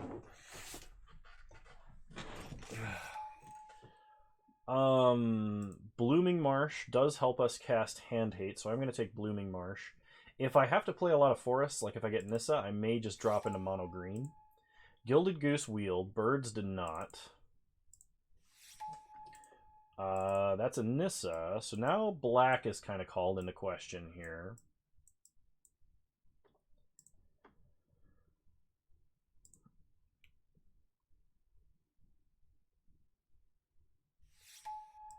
Okay, we can get a Wall of Roots or we can get a Karn, and I think we take Wall of Roots. It's a good creature to natural order out of, because it doesn't attack. Now we have the option of Gargaroth or Harmonize.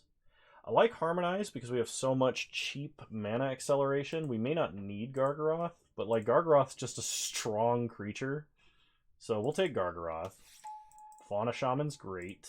Recurring Nightmare could be good, but I don't think we're really going to be doing Reanimator things. And Freyale's passes, so green is wide open.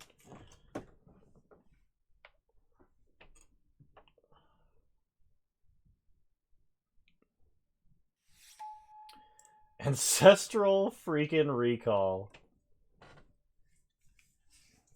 We have no fixing. None. We have a Gilded Goose.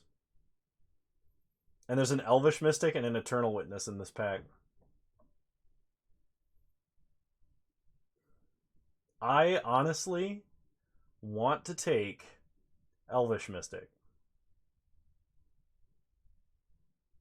Is it possible that taking Recall is the wrong choice in this pack?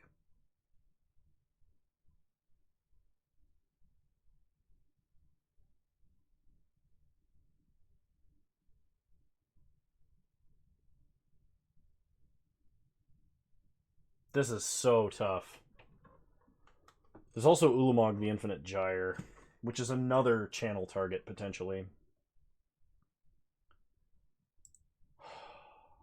I'm going to take Elvish Mystic. I'm passing Recall. I just passed Power 9. Everybody, don't at me. Oh, there's a Botanical Sanctum! No! Yep, I just passed on arguably the best Power 9. We'll take an Avacyn's Pilgrim. We are loading up on dorks. I don't care if you punt me for that. There's a tropical island! No! Game, why? We didn't see any of these cards. Oh. Maximum punished. Alright, well I think I take Cultivate. Because at this point we're just on hard ramp. Jitte could be good in this deck. Woodfall Primus will probably wheel. You absolutely did, Tarek. And I want you to know that you can take... you can take that opinion that you offered and know that it was the correct choice. And that I was wrong. We could take Bayou. Bayou is actually something that could let us cast Duress and Inquisition. But I think I would rather just have Reclamation Sage. We are completely loaded with dorks. So I'm pretty excited about that, actually. Hissing Quagmire, not really. Sylvan Library is a bunch of extra draws. There's an Acidic Slime. How many cards am I actually playing right now? Remind me to put that Mox in later. We have 28 playables. I think I take Sylvan Library because I can take the extra draws off Library. Acidic Slime's good, but I think this is better. There's a Fast Bond. Ugh. Fast Bond would have been great with Recall. There's also Basalt Monolith, which honestly might be taller than we want to go. We have no draw 7s, so I think Fast Bond is actually not that great, but it's still a green card. We could take Bloodchief's Thirst, but I think Fast Bond's better. Finale of Devastation. We found it. There's also a Hex Drinker. I would not mind the Hex Drinker, but the Finale of Devastation is definitely the way to go with how much mana we have. Good lord. We also have no draw 3s. Your opinion is duly noted. Oh, we could have Eternal Witnessed too. Could have Eternal Witnessed that draw 3. I don't think Plow Under is the card. I think we do take Eternal Witness. We have no fetch lands, though. Maybe we do take Plow Under. I'll take Eternal Witness. It's card advantage in green. That's rare. Beast Within. Sure, we'll take a Beast Within. Woodfall Primus. Absolutely.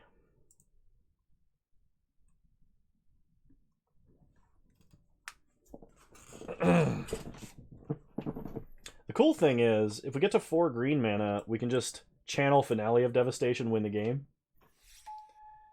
Emery, Lurker of the Lock, Knight of Autumn, Past in Flames. I'm gonna take High Tide and spoil some Storm guys' chances.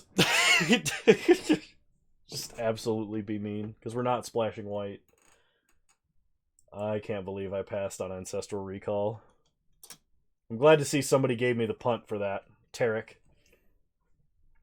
What is wrong? Take Sylvan Caryatid. What is wrong with my webcam?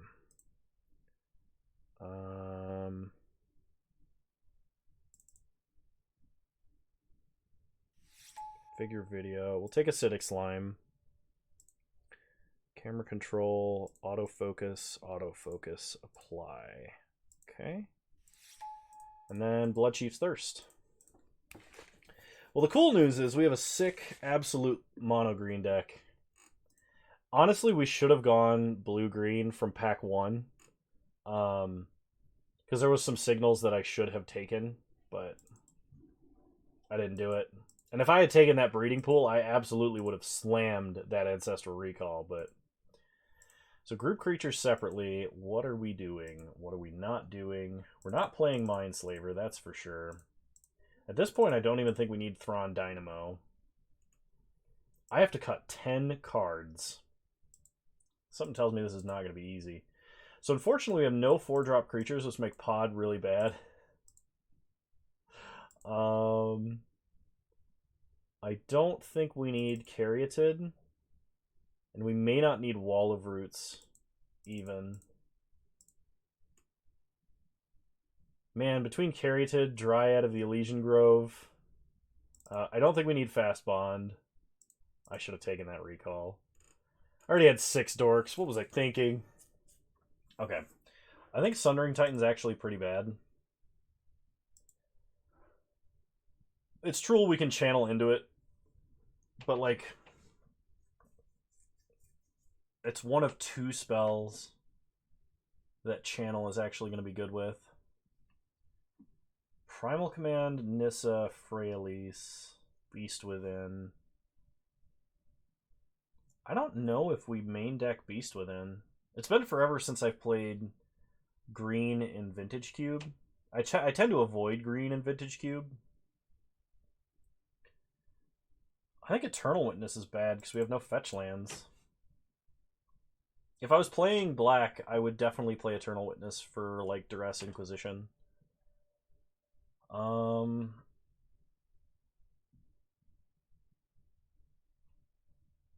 what do I take out here? I still need to cut 4 cards.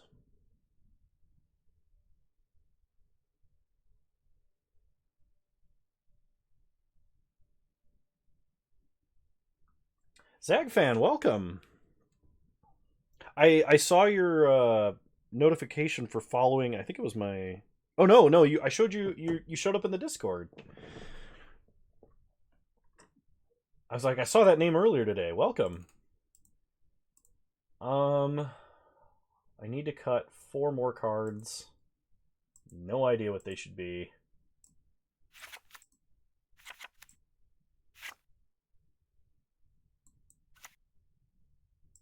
I think I actually cut Primal Command. Well, Primal Command is a creature tutor.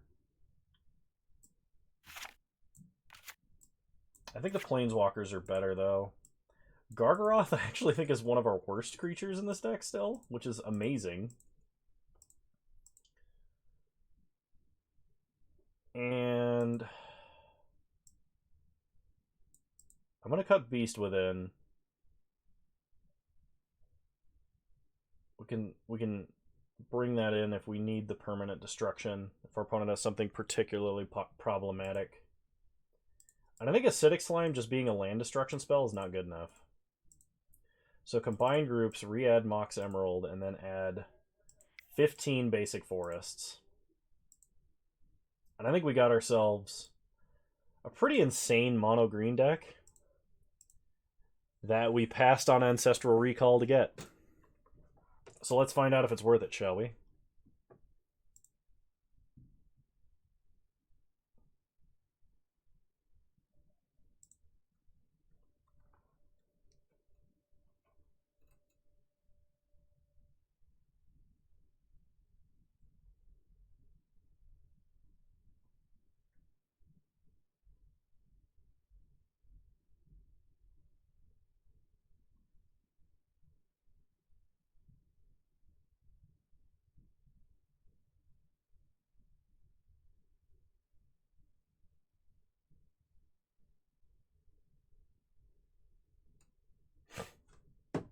Where the punts are live, it's always forced down, and passing power 9 is advisable.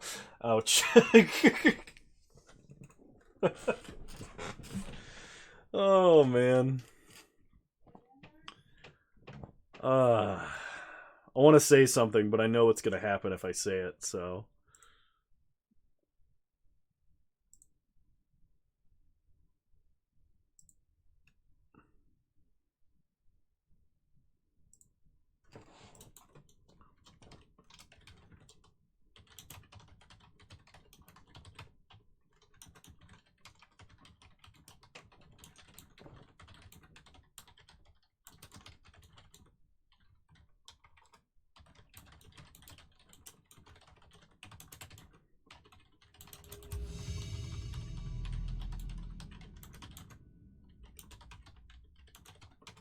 Sorry, I was responding to Six Sigma in our Discord, saying he will not make the stream due to celebration.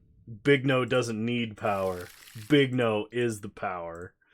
Alright, well, we're going to mulligan. Okay, I think this hand will do... We're basically... I think we put back Woodfall Primus. And then we're going to just draw a ton of cards off of Sylvan Library. So start... Forest, Avacyn's Pilgrim, pass the turn. We're basically going to use Sylvan Library as pay 12 life, draw 3 cards. Maybe not. My opponent is playing red. Okay, we draw Craterhoof Behemoth, which is actually bad. Go to combat. Attack with Avacyn's Pilgrim. Opponent goes down to 19. Play Sylvan Library. Pass the turn. We'll see how aggressive our opponent's deck is, or if they're just splashing red or something like that.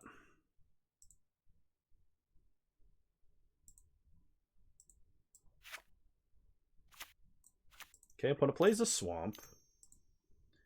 2 mana, it's an Earthshaker counter, so they are an aggressive deck.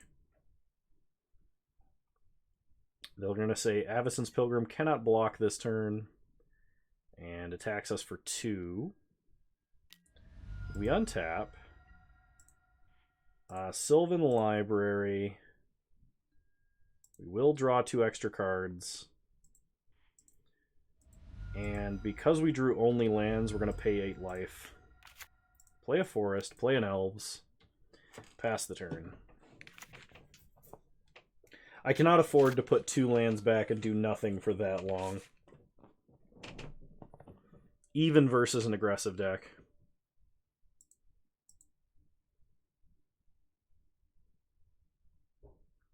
So next turn, if we draw Primeval Titan, we can cast it. I think I took out Elder Gargaroth, which I'm a little upset about now. Opponent attacks us for 2, no blocks, we'll go down to 8. I could have blocked with Elves of Deep Shadow, but I'm really kind of banking on drawing something big. And I'd like to have the full 6 mana just in case it is prime time.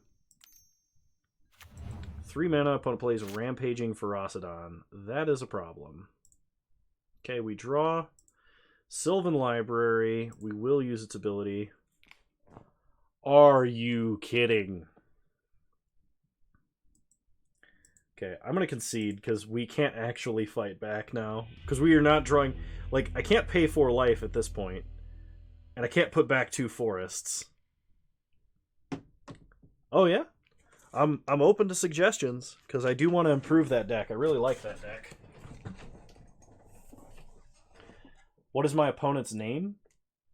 Oh, one sec. Flooded. Their name is Flooded. Also, welcome to the chat, Mana Traders. Glad to have you. We're going to bring in Primal Command because it gains life, Gargaroth for the same reason, and Beast Within because that is an answer to Illuminati confirmed. Dice. Come on, webcam. What is the deal? Configure video, camera control, refocus. Such a pain. Saheeli Sublime Artificer main deck. Oh, that's one of the cards I was thinking of. I was thinking of that one and 3-mana Chandra, potentially as an alternative source for tokens. Saheeli, though, I like a little bit more because flashbacking with Chandra is not as good as just getting a token for casting a ramp spell. And it's a mono-red way to get tokens, so I think that's a good way to go. I am going to try that next.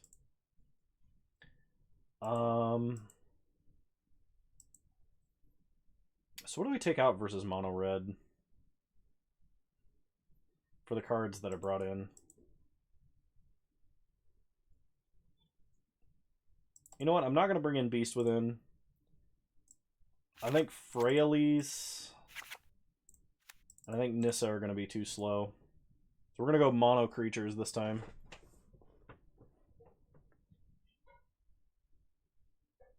Do we go off the channel plan?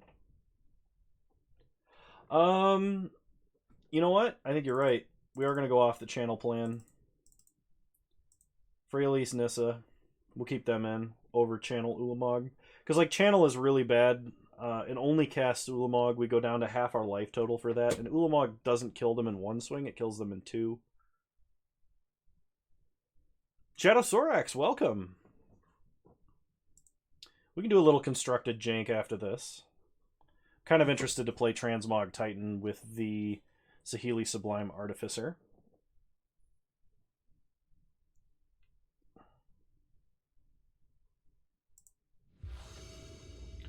Alright, we'll play first. Turn 1 Elvish Mystic, turn 2 Cultivate, turn 3 Natural Order. I like. So we're going to keep this hand. Start Forest Mystic. Pass the turn. My opponent starts Swamp.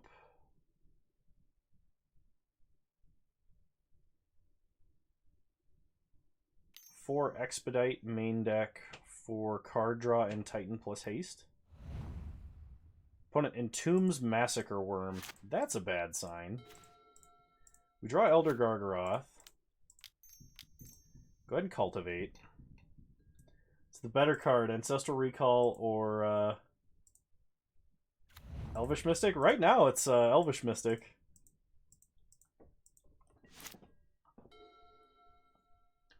I don't know about Expedite, although that is quite spicy. Opponent Mesmeric Fiend, they see Gargaroth or Natural Order. Whichever one they don't take will be able to cast. They take Natural Order. They're confident they can deal with the Gargaroth. We draw a Fauna Shaman. Play Gargaroth, which is large enough to deal with a Massacre Worm. Is Massacre Worm only creatures your opponents control getting -2/-2? That's true. Okay.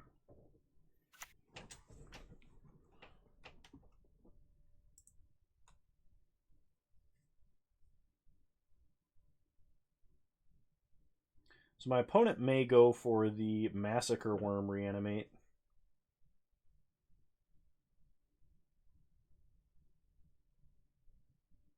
So they're not strictly an aggro deck like I had thought, if they're playing something like Massacre Worm and a way to reanimate it. They play Lily. They're going to make us sack, so we sack Elvish Mystic.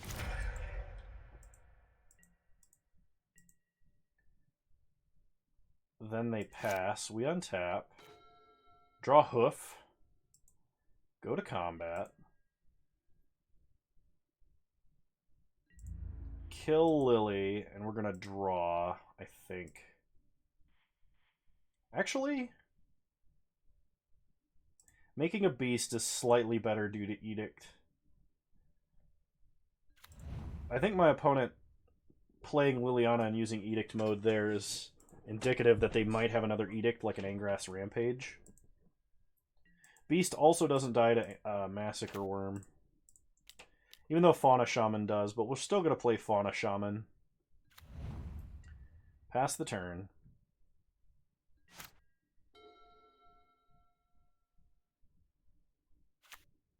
Okay, opponent plays a Swamp. Whoop. And passes. We untap. Draw Prime Time. So play a Forest. Go to combat. Scoot Swarm. With Crater... Oh! Scoot Swarm with Crater Hoof Behemoth. I'm going to draw a card. Instead of making another beast here. We draw a Forest. Okay, no blocks for our opponent. They go to 9. Play the big green mean Titan.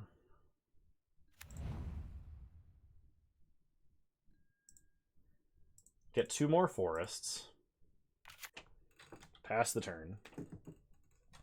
We can now hardcast Terrastodon if for some reason we needed to. And opponent does not have Damnation, so they scoop it up. Going into game 3,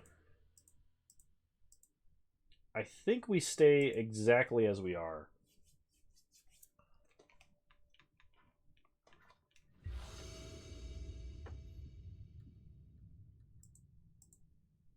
Turn 1 Sylvan Library.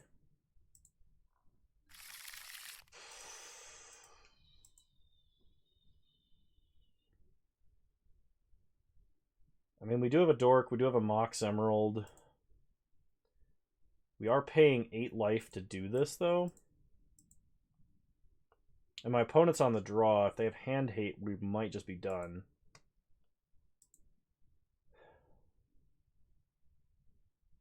Alright, we're going to go for it. We're going to try it. This might have been a mulligan hand. We'll see. Alright, we draw Gargaroth. That's good. Forest Mox. Sylvan Library. Pass the turn. And we may not need to pay life, depending on what we draw. 2 mana. Angrass Rampage, making us sack an artifact. Okay, that's not particularly damaging to us. Okay. So we will draw 2 extra cards.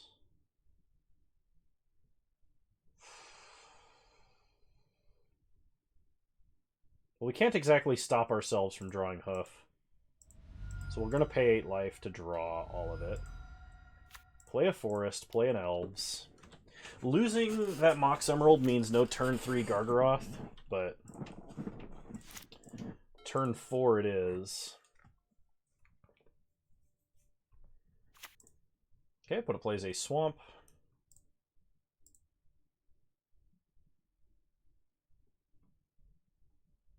Lily here would be pretty bad.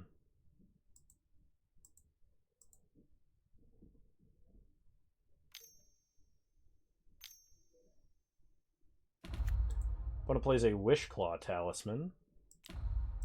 Activates Wishclaw Talisman.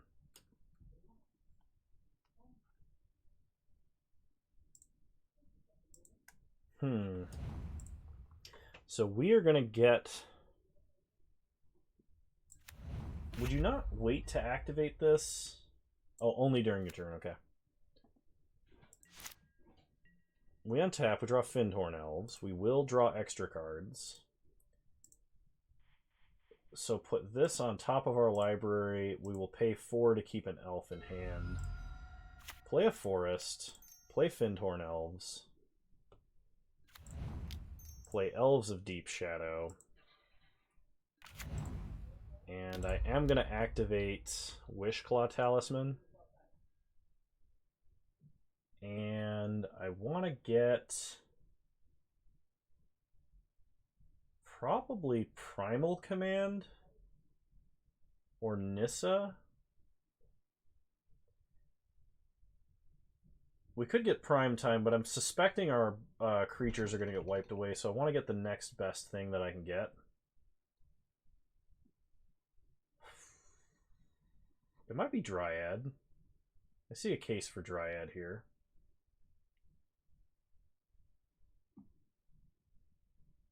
This is tough. I'm gonna go with Primal Command because I do want to guarantee I have a way to gain life, and that is that. So attack our opponent for 1.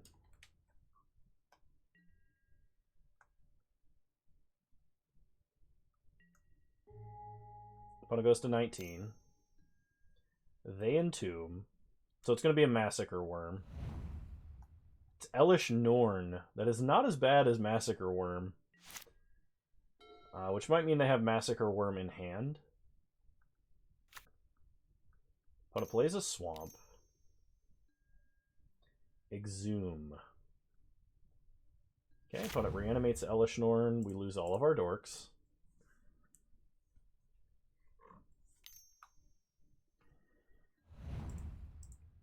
Wow. Best Hymn to Turok North America. In a 6-card hand, they hit 2 action spells. We will use Sylvan Library's ability. Put back Tree Speaker and a Forest. Play a Forest. Play Dryad. Play a Forest. Pass the turn. That was pretty brutal.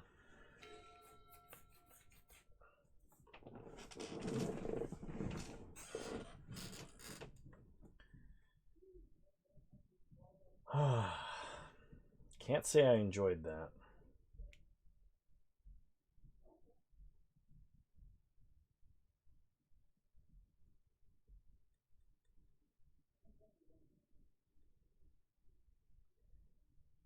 I think I do have to chump as well, if given the option. Okay, opponent is activating Wishclaw Talisman.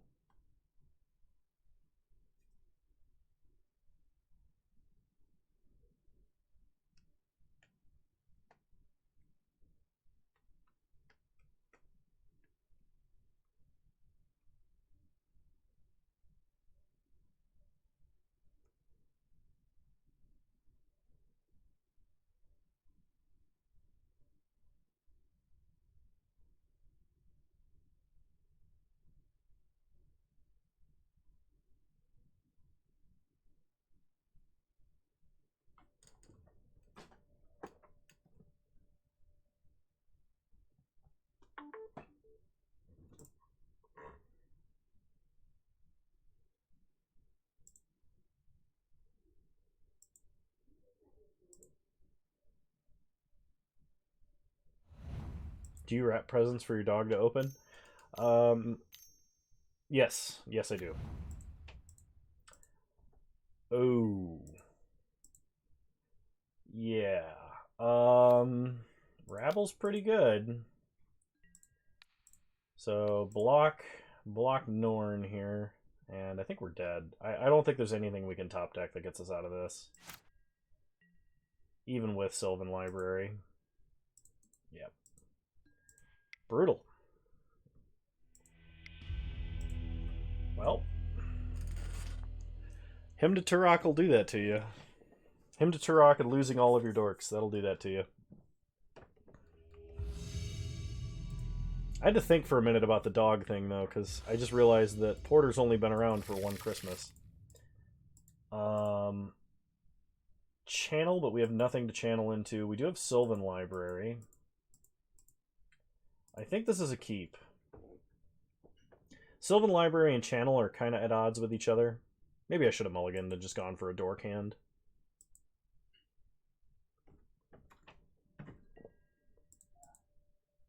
So, start forest, pass the turn.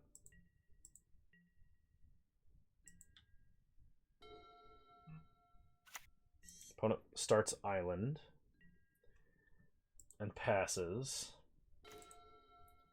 Draw forest. Play Sylvan Library. Pass the turn. Opponent starts Ancestral Recall. 9 cards in their opener. They play a Swamp. And a Bitter Blossom. We untap. Draw a Natural Order. We will use Sylvan Library's ability. We will put back Natural Order. Actually, you know what? No, we can't pay the life. And put back Terastodon. Cast Channel.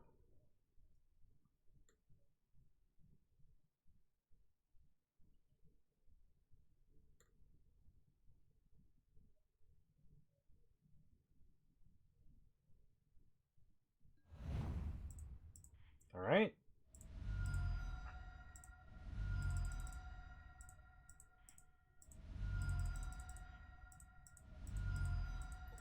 And we're going to get an Ulamog out of this. And I think exiling the lands is still more powerful than taking out the Bitter Blossom.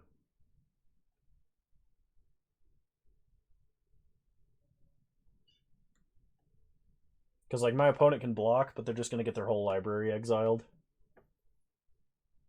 They also can't daze this.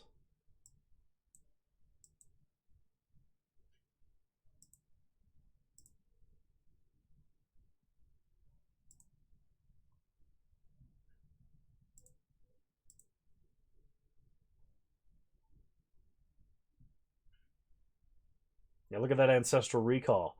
Not so good now, is it? Oh, man. My luck is they're, like, gonna force this and still somehow win.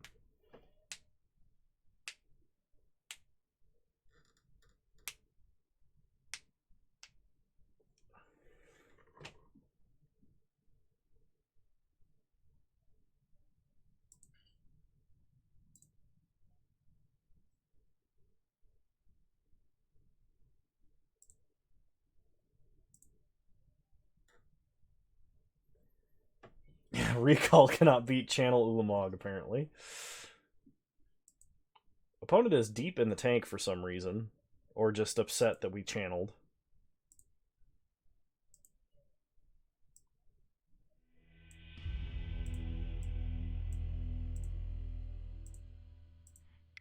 Alright. I was going to say, I'm trying to check chat, but it wasn't coming up. I don't think we make any adjustments for the control deck. I think we're fine the way we are. Yep, nothing in the chat.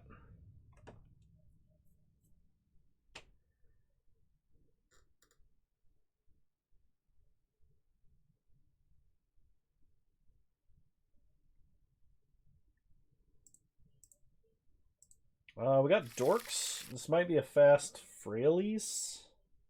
I think it's worth keeping. We could draw a channel. The only thing is we can't natural order into Hoof, if that were a card we were to draw. Opponent starts Swamp. Mock Sapphire. Okay, we'll start Forest Goose. Do I ever wish opponents happy holidays? I don't generally talk to my opponents. I was trying for a while to, tell people good luck, have fun, but I constantly forget, and I should because it is polite. I just forget. I should really make it a habit though. So opponent Ancestral Recalls and draws. We untap. Draw a forest. Play a forest. Play Avacyn's Pilgrim. Pass the turn.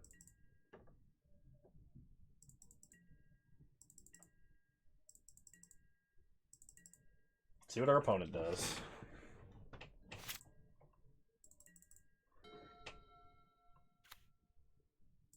They play an island. They play a Skull Clamp. See, opponent's deck makes sense as a Skull Clamp deck, because they have Bitter Blossom. They tinker. Hopefully it's not Blightsteel. It's Blightsteel.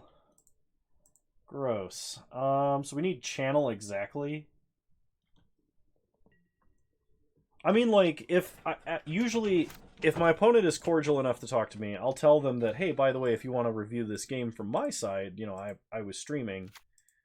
But... So I can cast Freelies, it just doesn't do anything. Alright, so opponent is playing Tinker.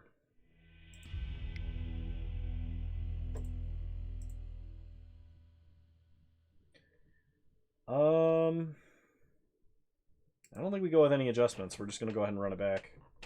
Hope our opponent does not have a Tinker hand. Well, we got Natural Order. We have Natural Order off of Devoted Druid. Except we're holding Terastodon, so I guess we could get Woodfall Primus. Okay, Star Forest, pass the turn. Tell them about your OnlyFans. I don't have an OnlyFans.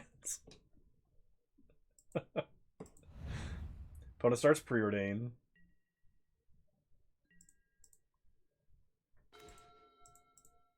Play a forest.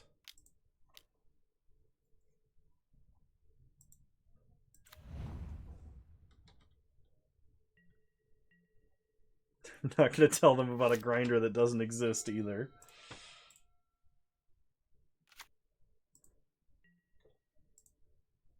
Oh, you show people our match and try and tell them to follow? That's fair. So opponent almost certainly has counter magic, right? So like we just keep playing dorks.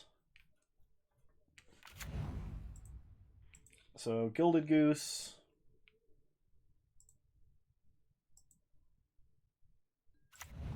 Pass the turn.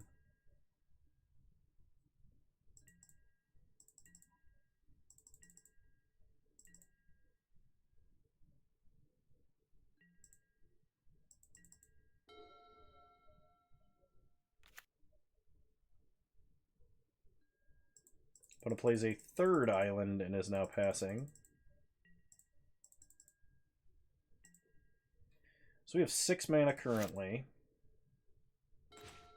Oh, yes, I remember that now. Good old Aura Swap Boggles. 1, 2, 3, 4, 5, 6, 7. Next turn we can cast Terastodon. If I don't sack a creature. Well, we're going to try casting a Natural Order, even though it's going to definitely get countered here. Sack Gilded Goose. Yeah. Shadow Sora and I played in the 2-man's queue. He had a... this really sick Aura Swap Boggles deck. It was mono blue. It was awesome. I think Woodfall Primus is the way to go. Take out a land.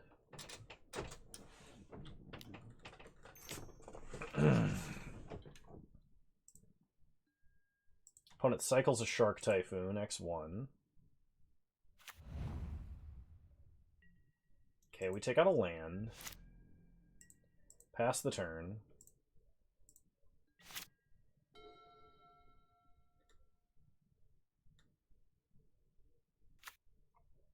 Opponent plays a swamp.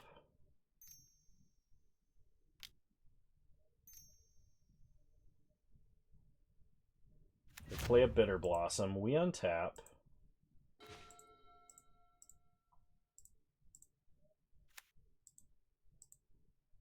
We have 7 mana. So we can Finale X5. I think just playing Rex Sage on Bitter Blossom is better. So we're going to go ahead and go to combat. Attack our opponent for 6 with Trample.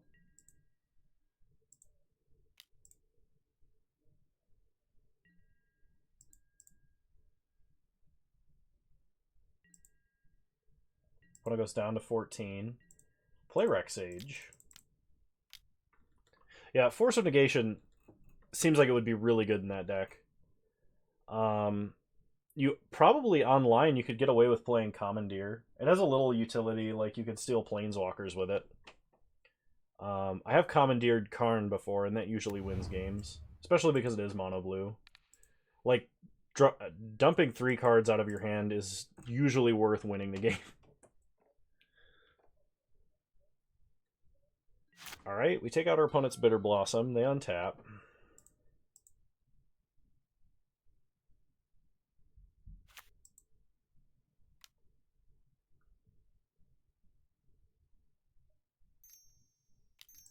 They play Jace, Brainstorm.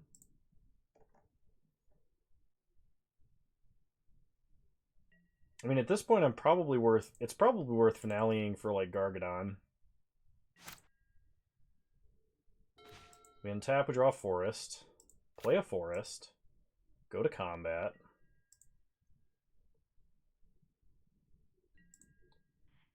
Attack Jace, attack our opponent.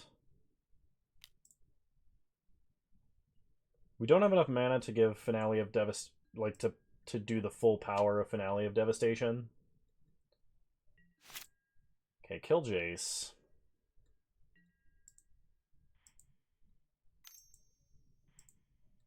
Yeah, no problem. So we'll go ahead and Finale. Hopefully no force, no daze. Finale of Devastation, X6.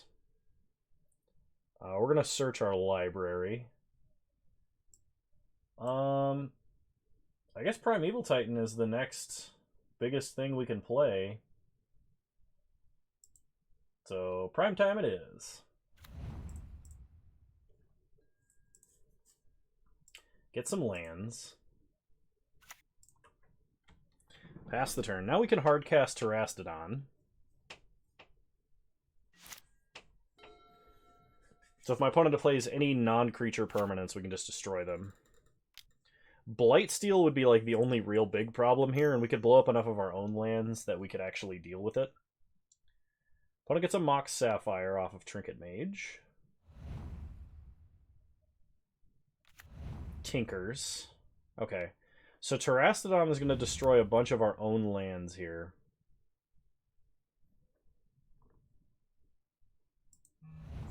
I don't think we have a way to just win.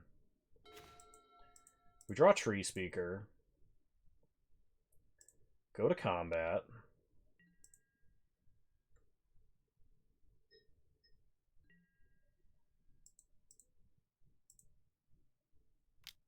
Attack for 12. Use Primeval Titan's ability, get some lands.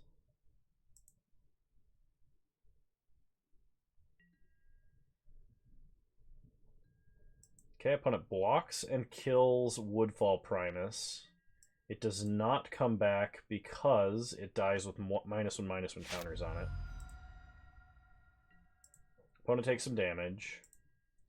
Play Tree Speaker. Actually, should have played Terastodon first to play around Daze. Hopefully that doesn't come back to bite me. Play Terastodon.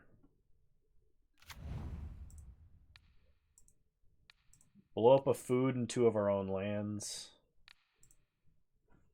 This should give us enough toughness to actually block Blightsteel Colossus.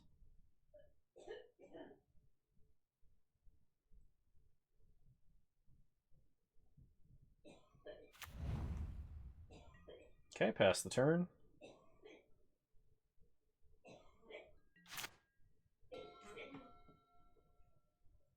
So now if my opponent attacks with Blightsteel, as long as they don't have like a Pestermite to untap it, We should be fine. Opponent plays Polluted Delta.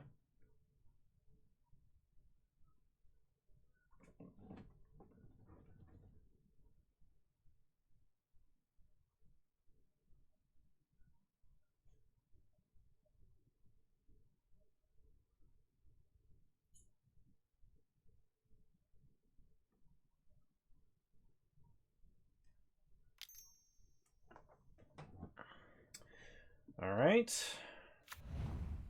Seagate Stormcaller. Is this like Seagate Stormcaller Time Walk? Just like take 3 turns? You're kidding. Oh, okay. Petty Theft. My opponent did not change the targets.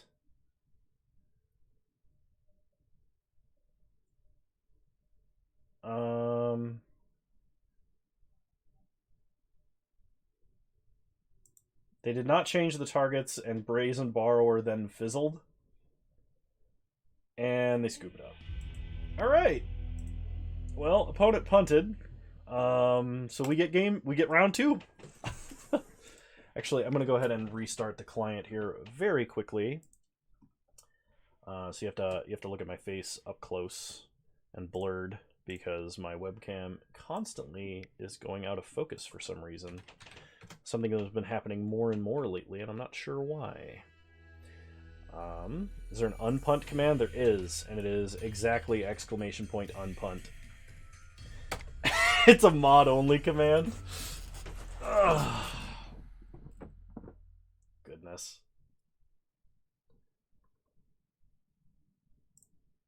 Why is my webcam like getting further and further out of focus? Configure video, camera control, autofocus. There we go. Well then, Moto. But just remember, your opponent punting does not undo a punt of yours.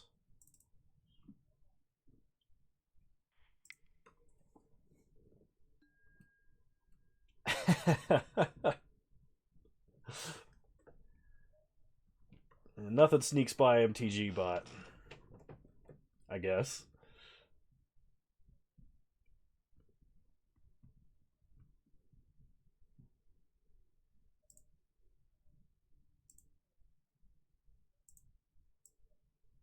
Let me adjust this really quick. It's starting to bother me. Cool. All right. Moving on to round 3 of the second vintage cube of the night.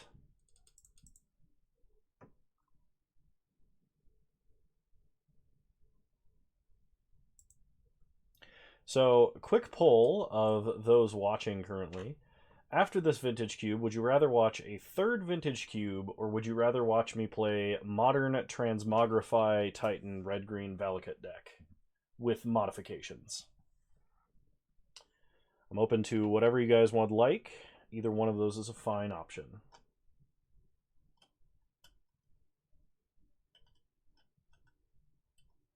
Modern Christmas Titan. Tron. Welcome, Logan Cole Rose. I haven't seen your name yet tonight.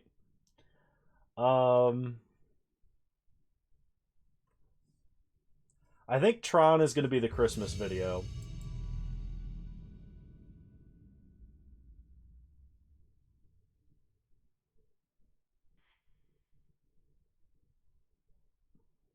Round 3, here we go.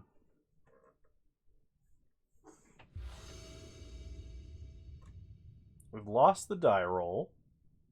Gotta have Spicy Tron for Christmas. I'm okay with Spicy Tron for Christmas. Noxon votes cube. That's 3 different votes. I think we gotta mulligan this, unfortunately. My top deck luck is not that good. I will keep this. I'm gonna put back Fauna Shaman.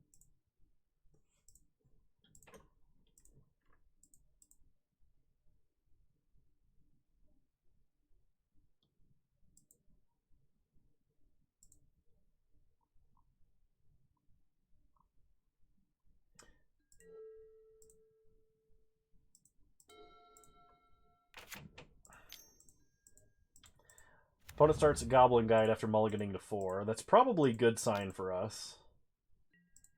Opponent hits a Devoted Druid off the top, so we play a Forest, play Fintorn Elves. Next turn we can play Devoted Druid, Avacyn's Pilgrim, and the turn after we can decide between Freyalise and Natural Order. Opponent is going to attack for 2, revealing Terastodon, no blocks. They play a Krark the Thumbless. Play a Forest, play Avacyn's Pilgrim, play Devoted Druid. Apparently this card is supposed to be Fiery Confluence, and this card being in the cube is actually a bug. I don't know how Moto managed that one, but I guess it's a thing. Opponent is going to Banefire the Devoted Druid. Are you kidding me? They won the coin flip. Now we need to draw land. Come on, Goblin Guide. There we go. Alright, no blocks. That was close. Play a land. Natural Order, sack a green creature. And we're going to go get Primeval Titan. Get 2 lands. Pass the turn.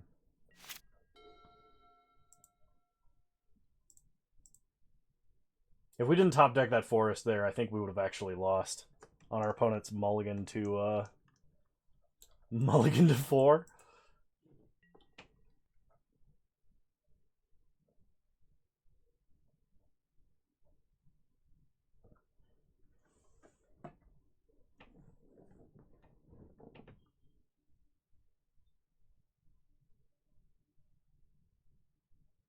Opponent is attacking into Primetime. They are going to char our face. They win the flip. Double char. We draw a land. Okay, we gotta block Krark, because apparently Krark is really good. Draw Llanowar Elves. Play a Forest. Play Freyalise. Make a token. Play Llanowar Elves. I swear, if we die to a burn spell, I'm going to be so upset. Don't you do it. You only have 1 card left. You've already played 2 burn spells. Don't you dare play another. Okay, opponent attacks. We reveal Channel, which is utterly useless. So we're going to double block that Goblin Guide. Opponent plays a Hazaret the Fervent.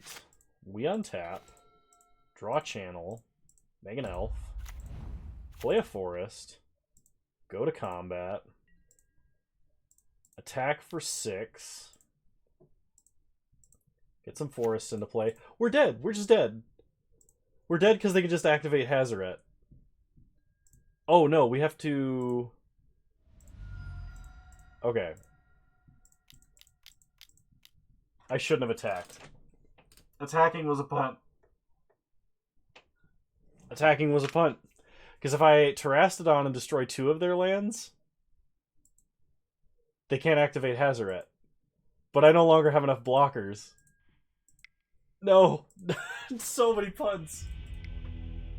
Okay. Alright, game 2. We're bringing in Elder Gargaroth, Primal Command. I'm going to go down Channel Ulamog. Oh my god. Can't believe I did that. Kano, just do math. Please. Everybody wants you to do math. You can do math. You're an engineer.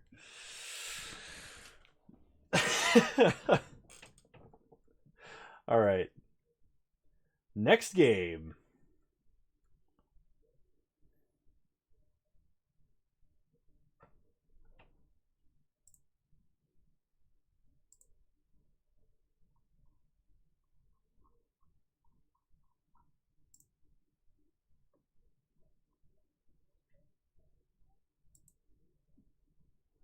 Big No more powerful than math.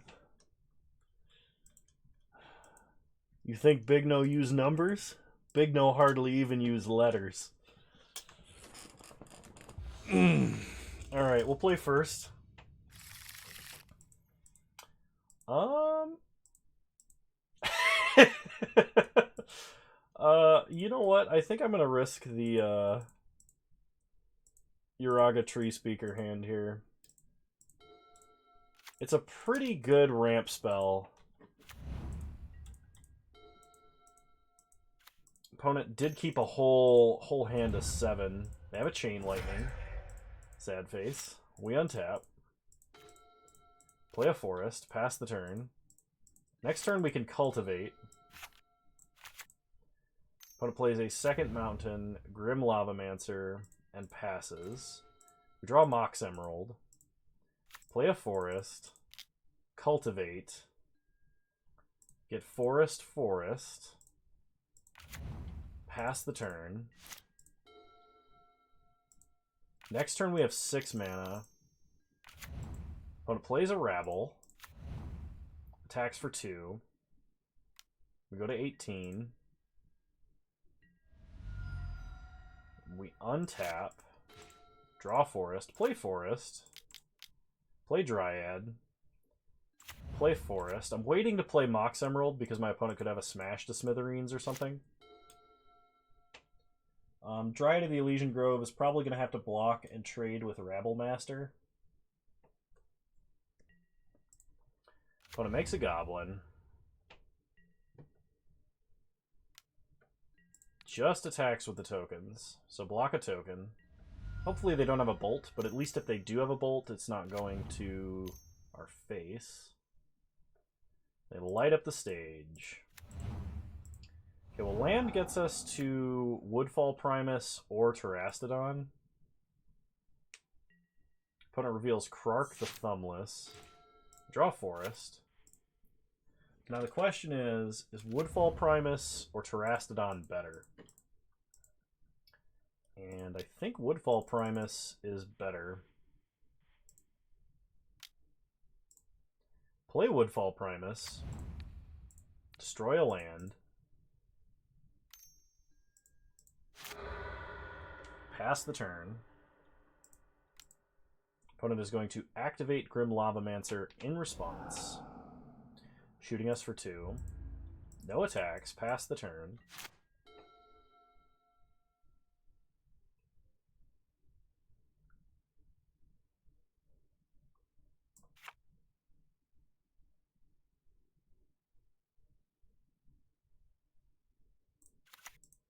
Opponent plays a Mountain. Plays Krark the Thumbless. Makes a Goblin token. Goes to combat, attacks with the Goblins and the Elemental.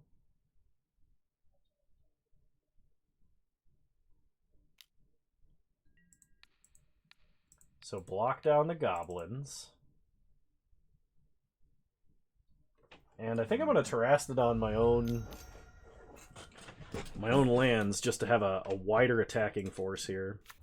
So my opponent abrades Dryad of the Elysian Grove and loses the flip, putting a Braid back in their hand. We untap and draw Natural Order. So Natural Order is a way we can definitely win the game. So the first thing we do is we play Terastodon. Blow up Mox Land. Get a bunch of 3/3s. Go to combat. We will attack with Woodfall Primus. I don't expect my opponent is going to block enough on it to kill it. And next turn we can just Natural Order Woodfall Primus to get Craterhoof Behemoth and win the game. Unless my opponent has an insane play with like Krark or something like that. Okay, they cast a Braid, hitting an Elephant. They lose the flip. They try a Braiding again. This is giving them a lot of Elementals. They lose the flip. So opponent played 2 1/1s for 2 mana. each.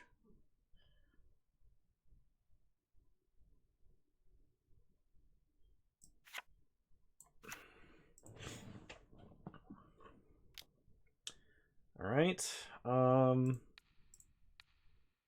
Trade off an elephant. Just block down everything else.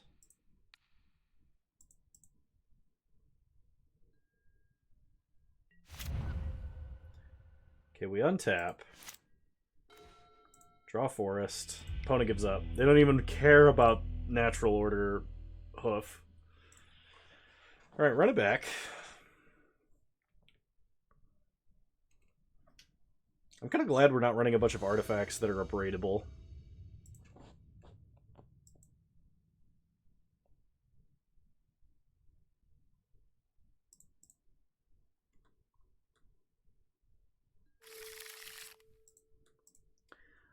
We definitely have better hands versus our opponent's deck. This technically works. I'm going to put back Hoof, because we might need a natural order for it. I do want to draw some land. Opponent starts Soulscar Mage. We draw land, so we are going to go for the high roll Uraga Tree Speaker. Logan Cole Rose! Thank you for the subscription with Prime Gaming. Much appreciated. You're a wonderful human being, and I appreciate your support. Opponent fires that off main phase for the Prowess trigger. We untap and draw Mox Emerald.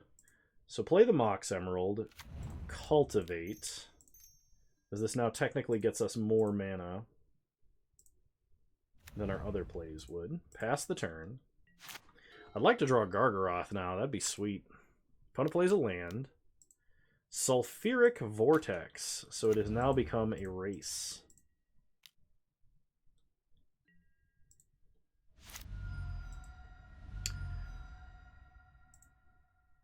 Oh, Tarek, are you leaving? Nice. Well, Logan Cole Rose, Tarek 101, much appreciated. I thank you guys for stopping by. It was good to have you.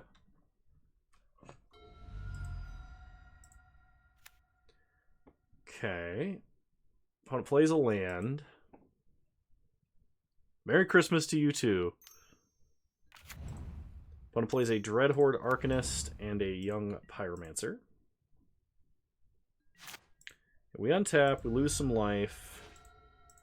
Draw Forest. So we're going to Fauna Shaman, discard Woodfall Primus. We're going to have 6 mana.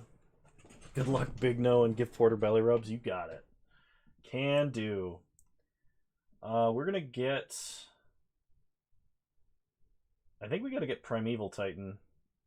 Rexage kind of sounds like a good idea, but Primeval Titan lets us cast our other stuff. Maybe Gargaroth is better. Because, like, Gargaroth starts going wider and drawing us extra cards. Yeah, alright. We'll do the Gargaroth thing. Pass the turn. This way, Gilded Goose can at least block like a Dreadhorde Arcanist.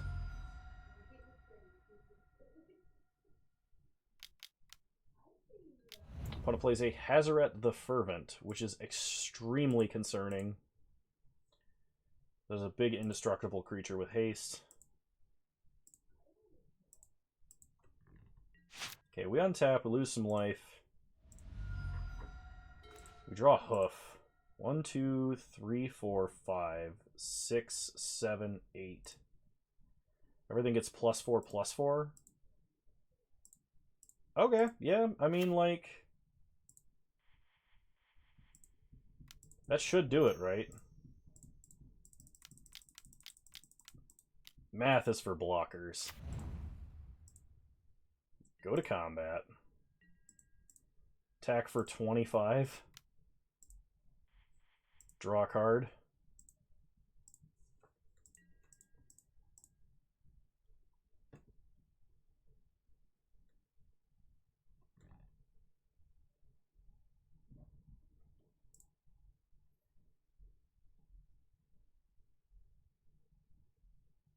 This should kill them, I think.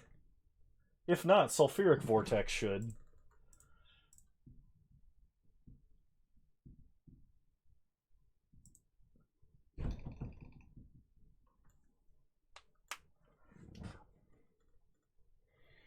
Doing the big think.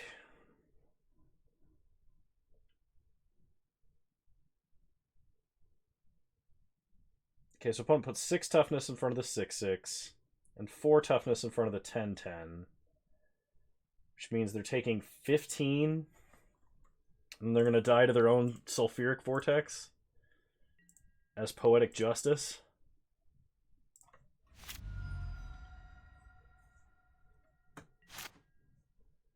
Opponent does not have a 4-mana Searing Wind.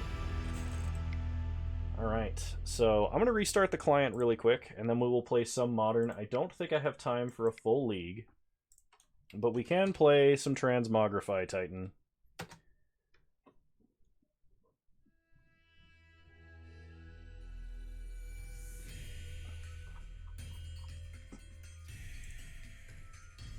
Whoop. Can't have you guys knowing how long my password is. That would be bad. Types it in chat. Like...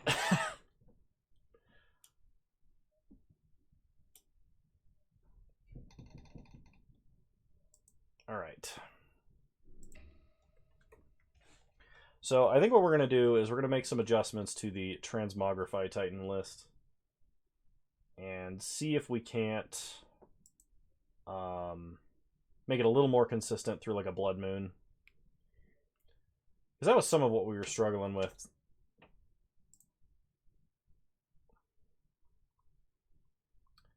Let's see, Jank, Transmogrify Titan. So this is the list. For those of you that don't know, it's a list that's very fun.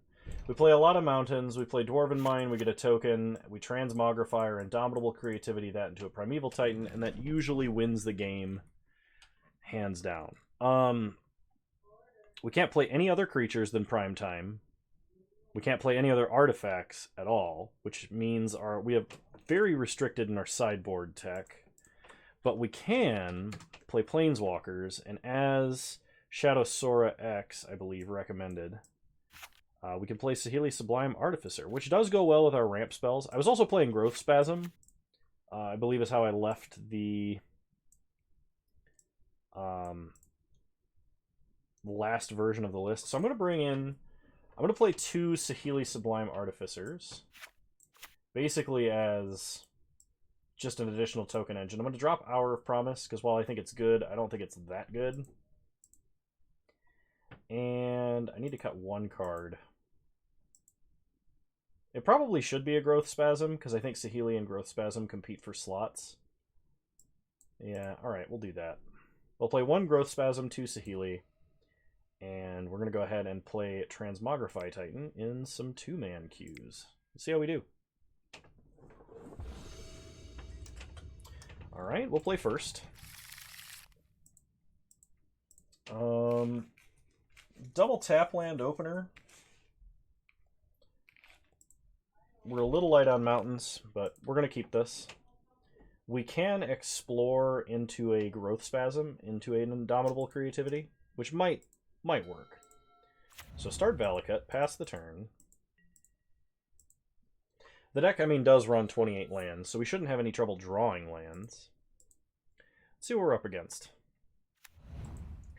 Something that plays Polluted Delta. Probably... I was going to say Death Shadow, but there's not playing Lurrus, so that's not likely to be Death Shadow.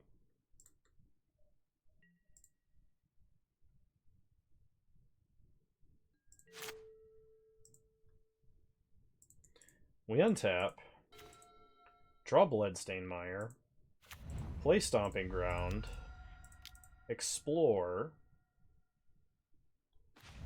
draw Indomitable Creativity, play Bloodstained Mire, pass the turn, actually shoot.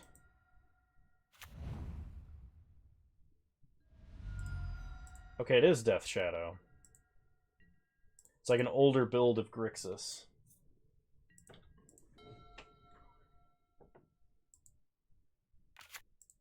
Opponent plays a swamp. 2 mana, Smallpox. Okay.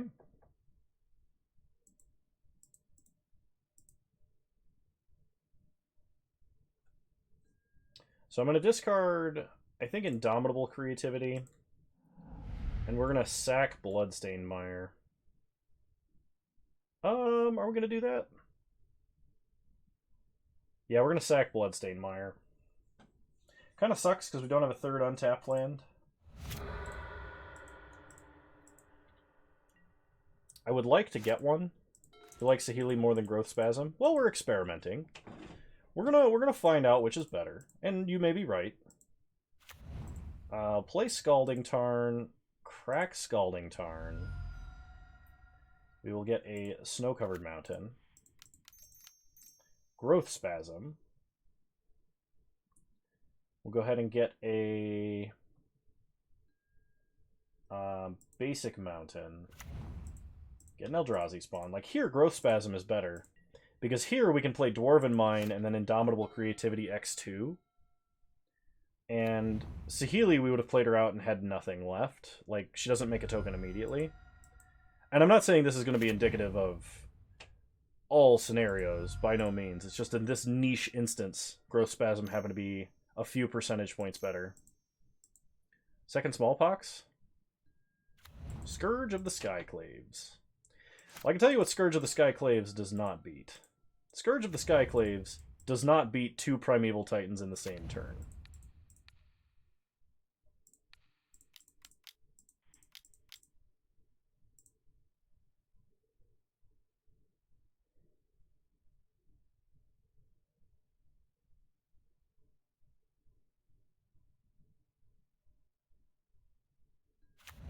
Okay, Primeval Titan number 1 is going to get Valakut. Primeval Titan number 2 is going to get Cinderglade, Snow Mountain.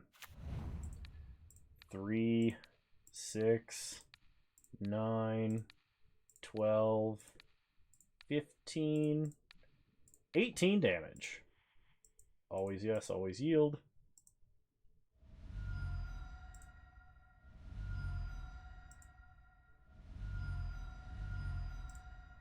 Nice. Well, that was pretty cool. So versus Death Shadow, it could be Rakdos. It could be. I agree. I like this deck a lot. It could be Rakdos. It could be Grixis. They are playing Polluted Delta. We may want Veil of Summer. I'm gonna assume they're Rakdos for now, just like playing Polluted Delta as a fake out.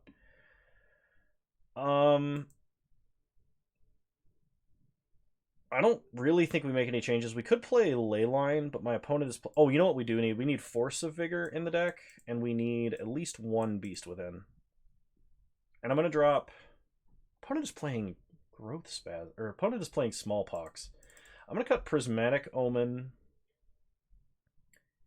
and I'm going to cut a Lightning Bolt. I'm going to run this back. The reason I'm playing like this is my opponent could be playing Blood Moon. And if they're playing Blood Moon, I want to have an answer to Blood Moon somewhere in the deck. Okay, I will keep this hand. Luckily, we're a deck that can recover from a Smallpox pretty easily. Opponent starts Mishra's Bauble. Cracks Mishra's Bauble and draws. Plays a Polluted Delta. Cracks Polluted Delta. Gets a Blood Crypt. Untapped, down to 17. And Inquisitions. Okay. Not really sure what they take here. They can't take Transmogrify, but they can take anything else.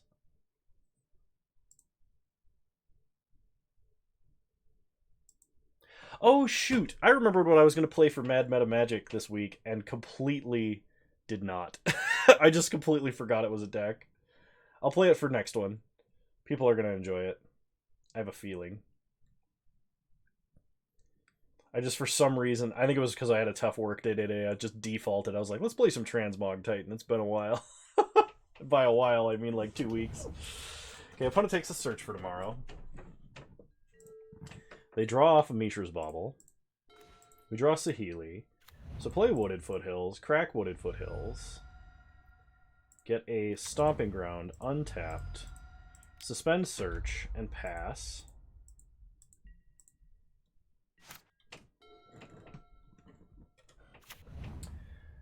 Alright.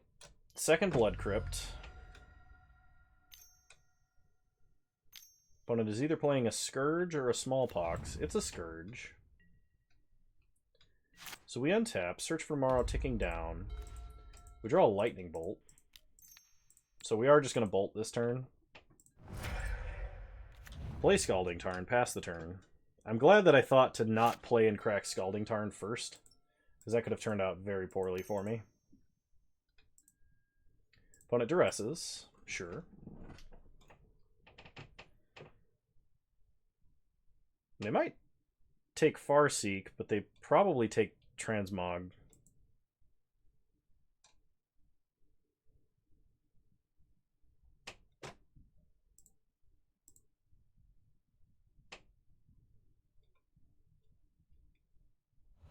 Yep, there goes Transmog. Opponent passes. I'm going to fetch up Cinderglade just so I have less tap lands to draw. Okay, we untap. Search for Tomorrow comes off Suspend.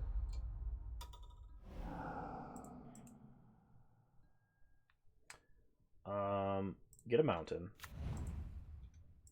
We draw Dwarven Mine. We would have been able to combo this turn. We are just going to play out Saheeli. Yeah, we're going to play out Dwarven Mine. Make a 1/1. Pass the turn.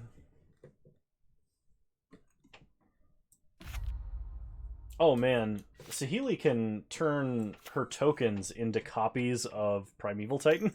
I mean, that's way super win more, but like, still seems cool to me.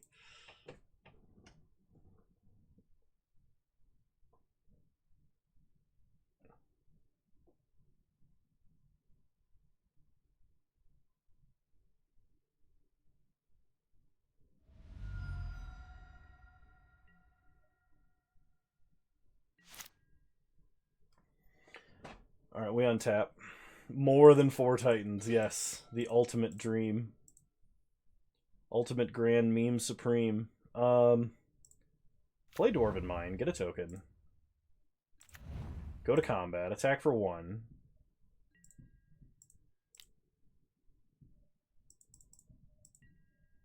Hit our opponent down to 12.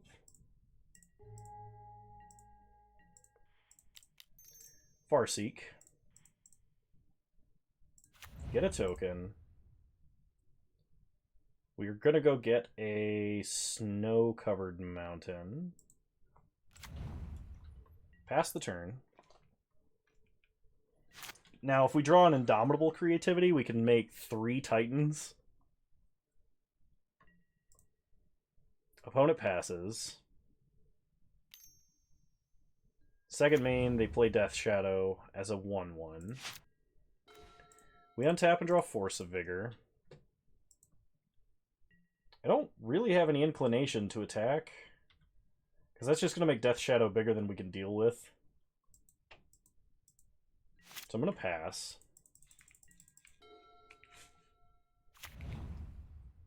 Okay, opponent plays Polluted Delta. Cracks Polluted Delta. Gets a 3rd Blood Crypt, making a 4/4 Titan. Or 4/4 Death Shadow. I've been doing that a lot lately. Just like making up cards that aren't on the field. Opponent kills a dwarf.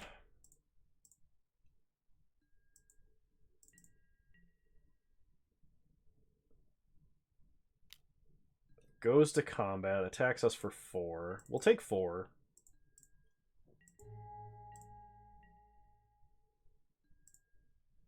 I could just cast this with no targets to get a 1/1. I doubt my opponent has Blood Moon. I'm going to do it. I'm probably going to regret it, but I'm going to do it.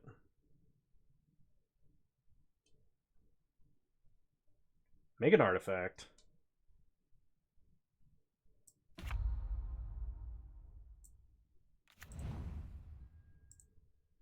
Okay. Untap. We draw Field of the Dead. Play Field.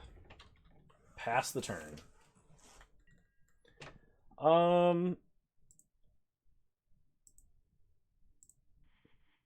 We'll put one servo on Lily here.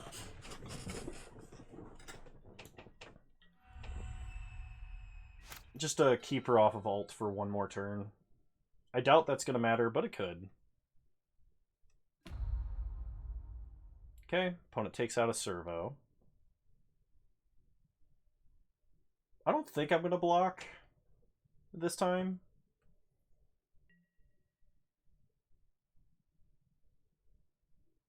Opponent attacks for 4, no blocks. We just need to draw Titan, Indomitable Creativity, or Transmogrify.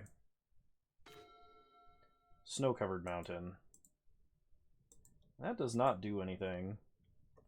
So we'll pass.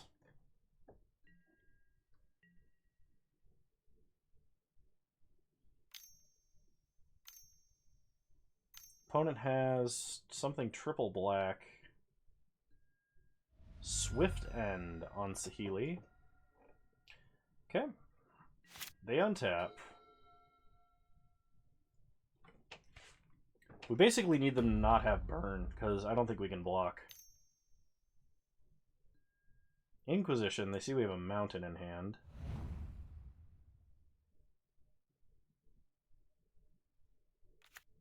They play a swamp.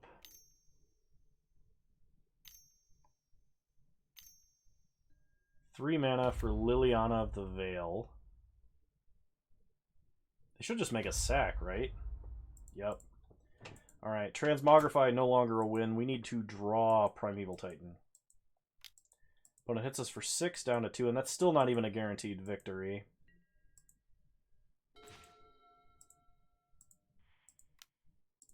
Explore.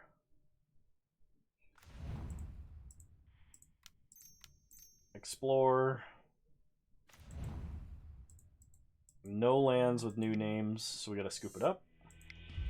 I feel like we should have won that. We had so many draws. Maybe I want Veil. I don't know. I like Veil versus counter spells. I don't like Veil that much versus hand hate. If your opponent has both, I think bringing it in is fine, but I think in the general case, we should probably just be killing our opponent. Like, Veil protecting us from a Thoughtseize is not that big of a deal. Because our deck is theoretically all the same card, basically. God, my brother is messaging me for some reason.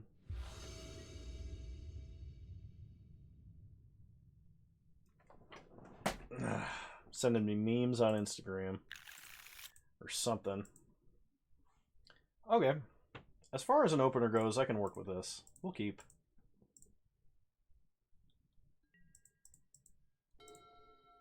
Play Bloodstained Mire, crack Bloodstained Mire. Get a Stomping Ground, untapped. Suspend Search for tomorrow, pass the turn.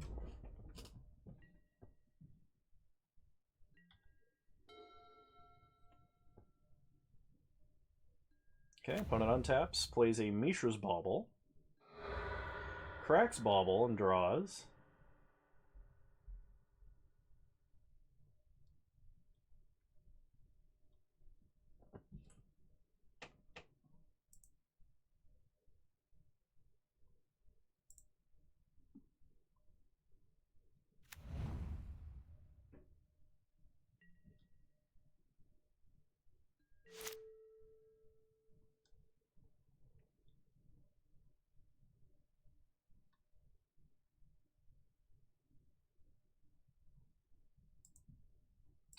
Okay.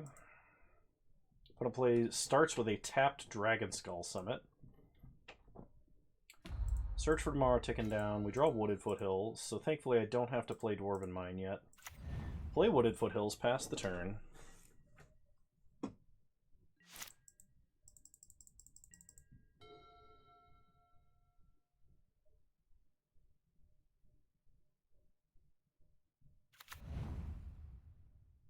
Opponent plays a Bloodstained Mire and cracks it. If they play a Scourge of the Skyclaves, we can bolt it, thankfully. Duress. Alright, well they should take Transmogrify.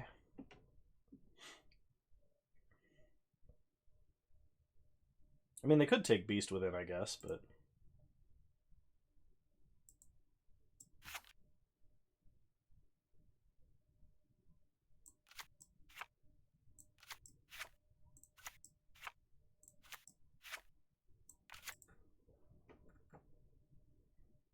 yeah, Transmog is definitely the take here. They take it.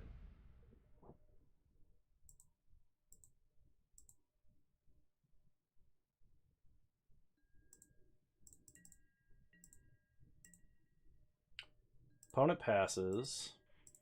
So, crack Wooded Foothills. We'll go get Cinderglade. Untap.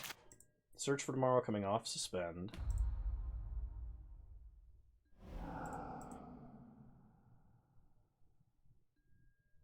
Get a Snow-Covered Mountain.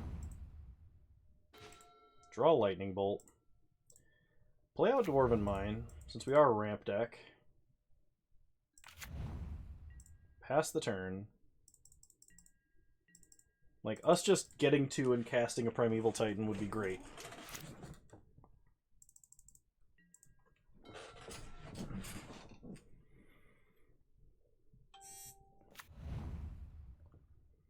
Okay, opponent plays a Blackcleave Cliffs.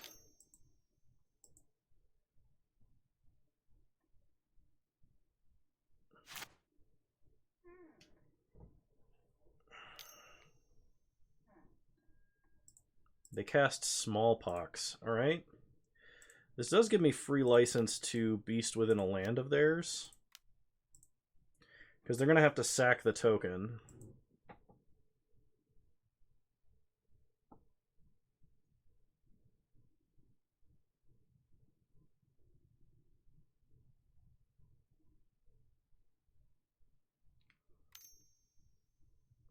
Opponent floats mana. Lightning bolts us. Okay.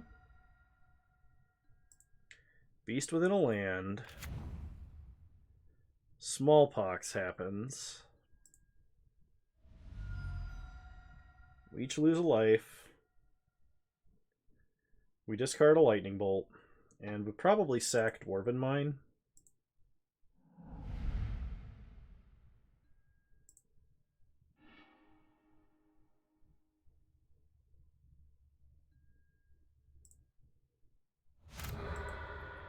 Okay.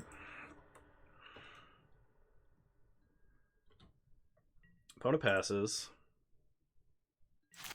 We untap. Draw Wooded Foothills. Play Wooded Foothills, pass the turn.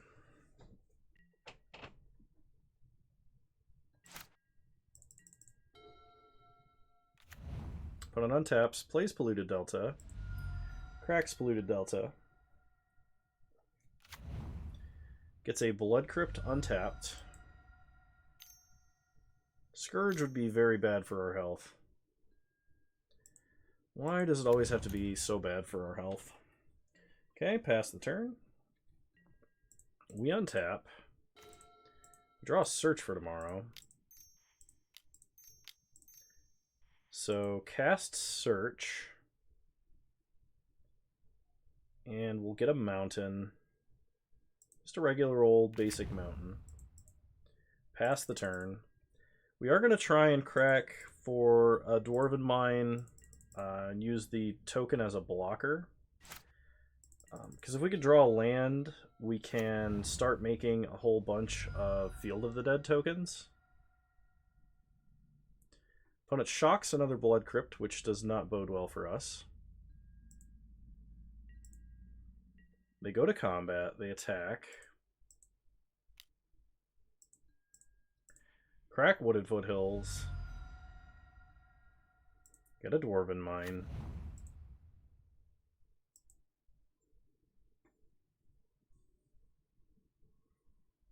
Make a 1/1.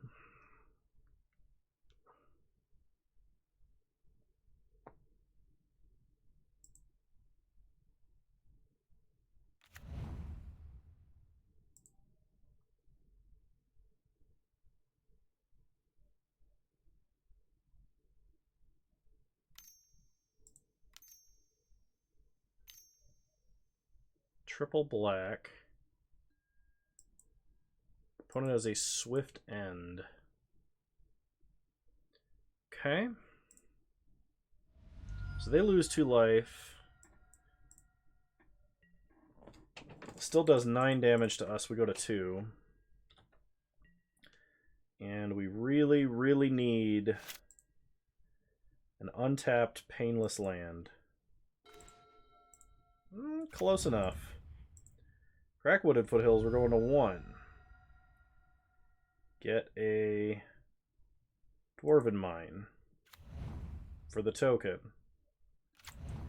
We have 5 lands with different names.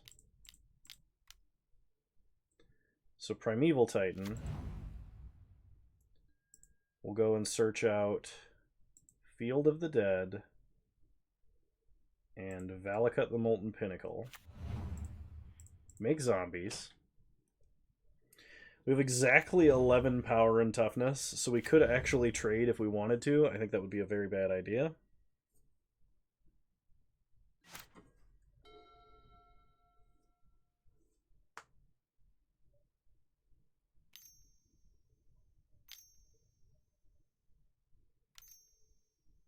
Oh no. We will not have Risk Factor deal 4 damage to you. Go ahead and draw your 3 cards. So long as you don't have Land Bolt, we're fine. No. No. Are you... We're always dead to Bolt. We're never not dead to Bolt. It's always Lightning Bolt, too. Oh. Jeez. Alright, well, the good news is both Saheeli and Growth Spasm kind of seem to have a place in this deck. I think Saheeli is easier to cast because we play so many mountains, and it's slightly better versus Blood Moon. But, like, I mean, Growth Spasm, there was an instance there where Growth Spasm was way better because we needed the token, like, now. There's also... I think this card would be way worse, but it is a token producer at instant speed that no one else has heard of. And it's called Spawning Breath. It's 2 mana, deals 1 damage to any target, and then you make a Eldrazi spawn token. This could be useful for like pinging off elves or anything like that, and then maybe we could transmogrify after the fact. It's another instant speed thing, though it does open us up to a counter spell. I still think playing a Sheltered Thicket somewhere in the deck would probably be good, but we're really close to being like having too many tap lands, and we're really close to not having enough mountains in the deck. So, I mean, I might even drop like a fetch land for a Sheltered Thicket, really. But just some thoughts as I ramble on. I think I'm going to call it here for the stream tonight. This has been approximately 3.5 hours. I would like to stream longer, though I don't think I have the effort for... Or I don't have the mental capacity to keep giving good commentary right now, because this was a long day at work for me, and this was a good time. Thank you all so much for showing up. Zag fan, good to have you. Glad you finally made it. Logan Cole Rose, thanks again for subscribing. Noxon, thank you for the 2,000 bits cheer today. Much appreciated. And I want you all to know that you are wonderful human beings, and I really appreciate your viewership and just all the fun that we have here in the chat. So, yeah, I'll see you guys next time. Bye. Have a good night.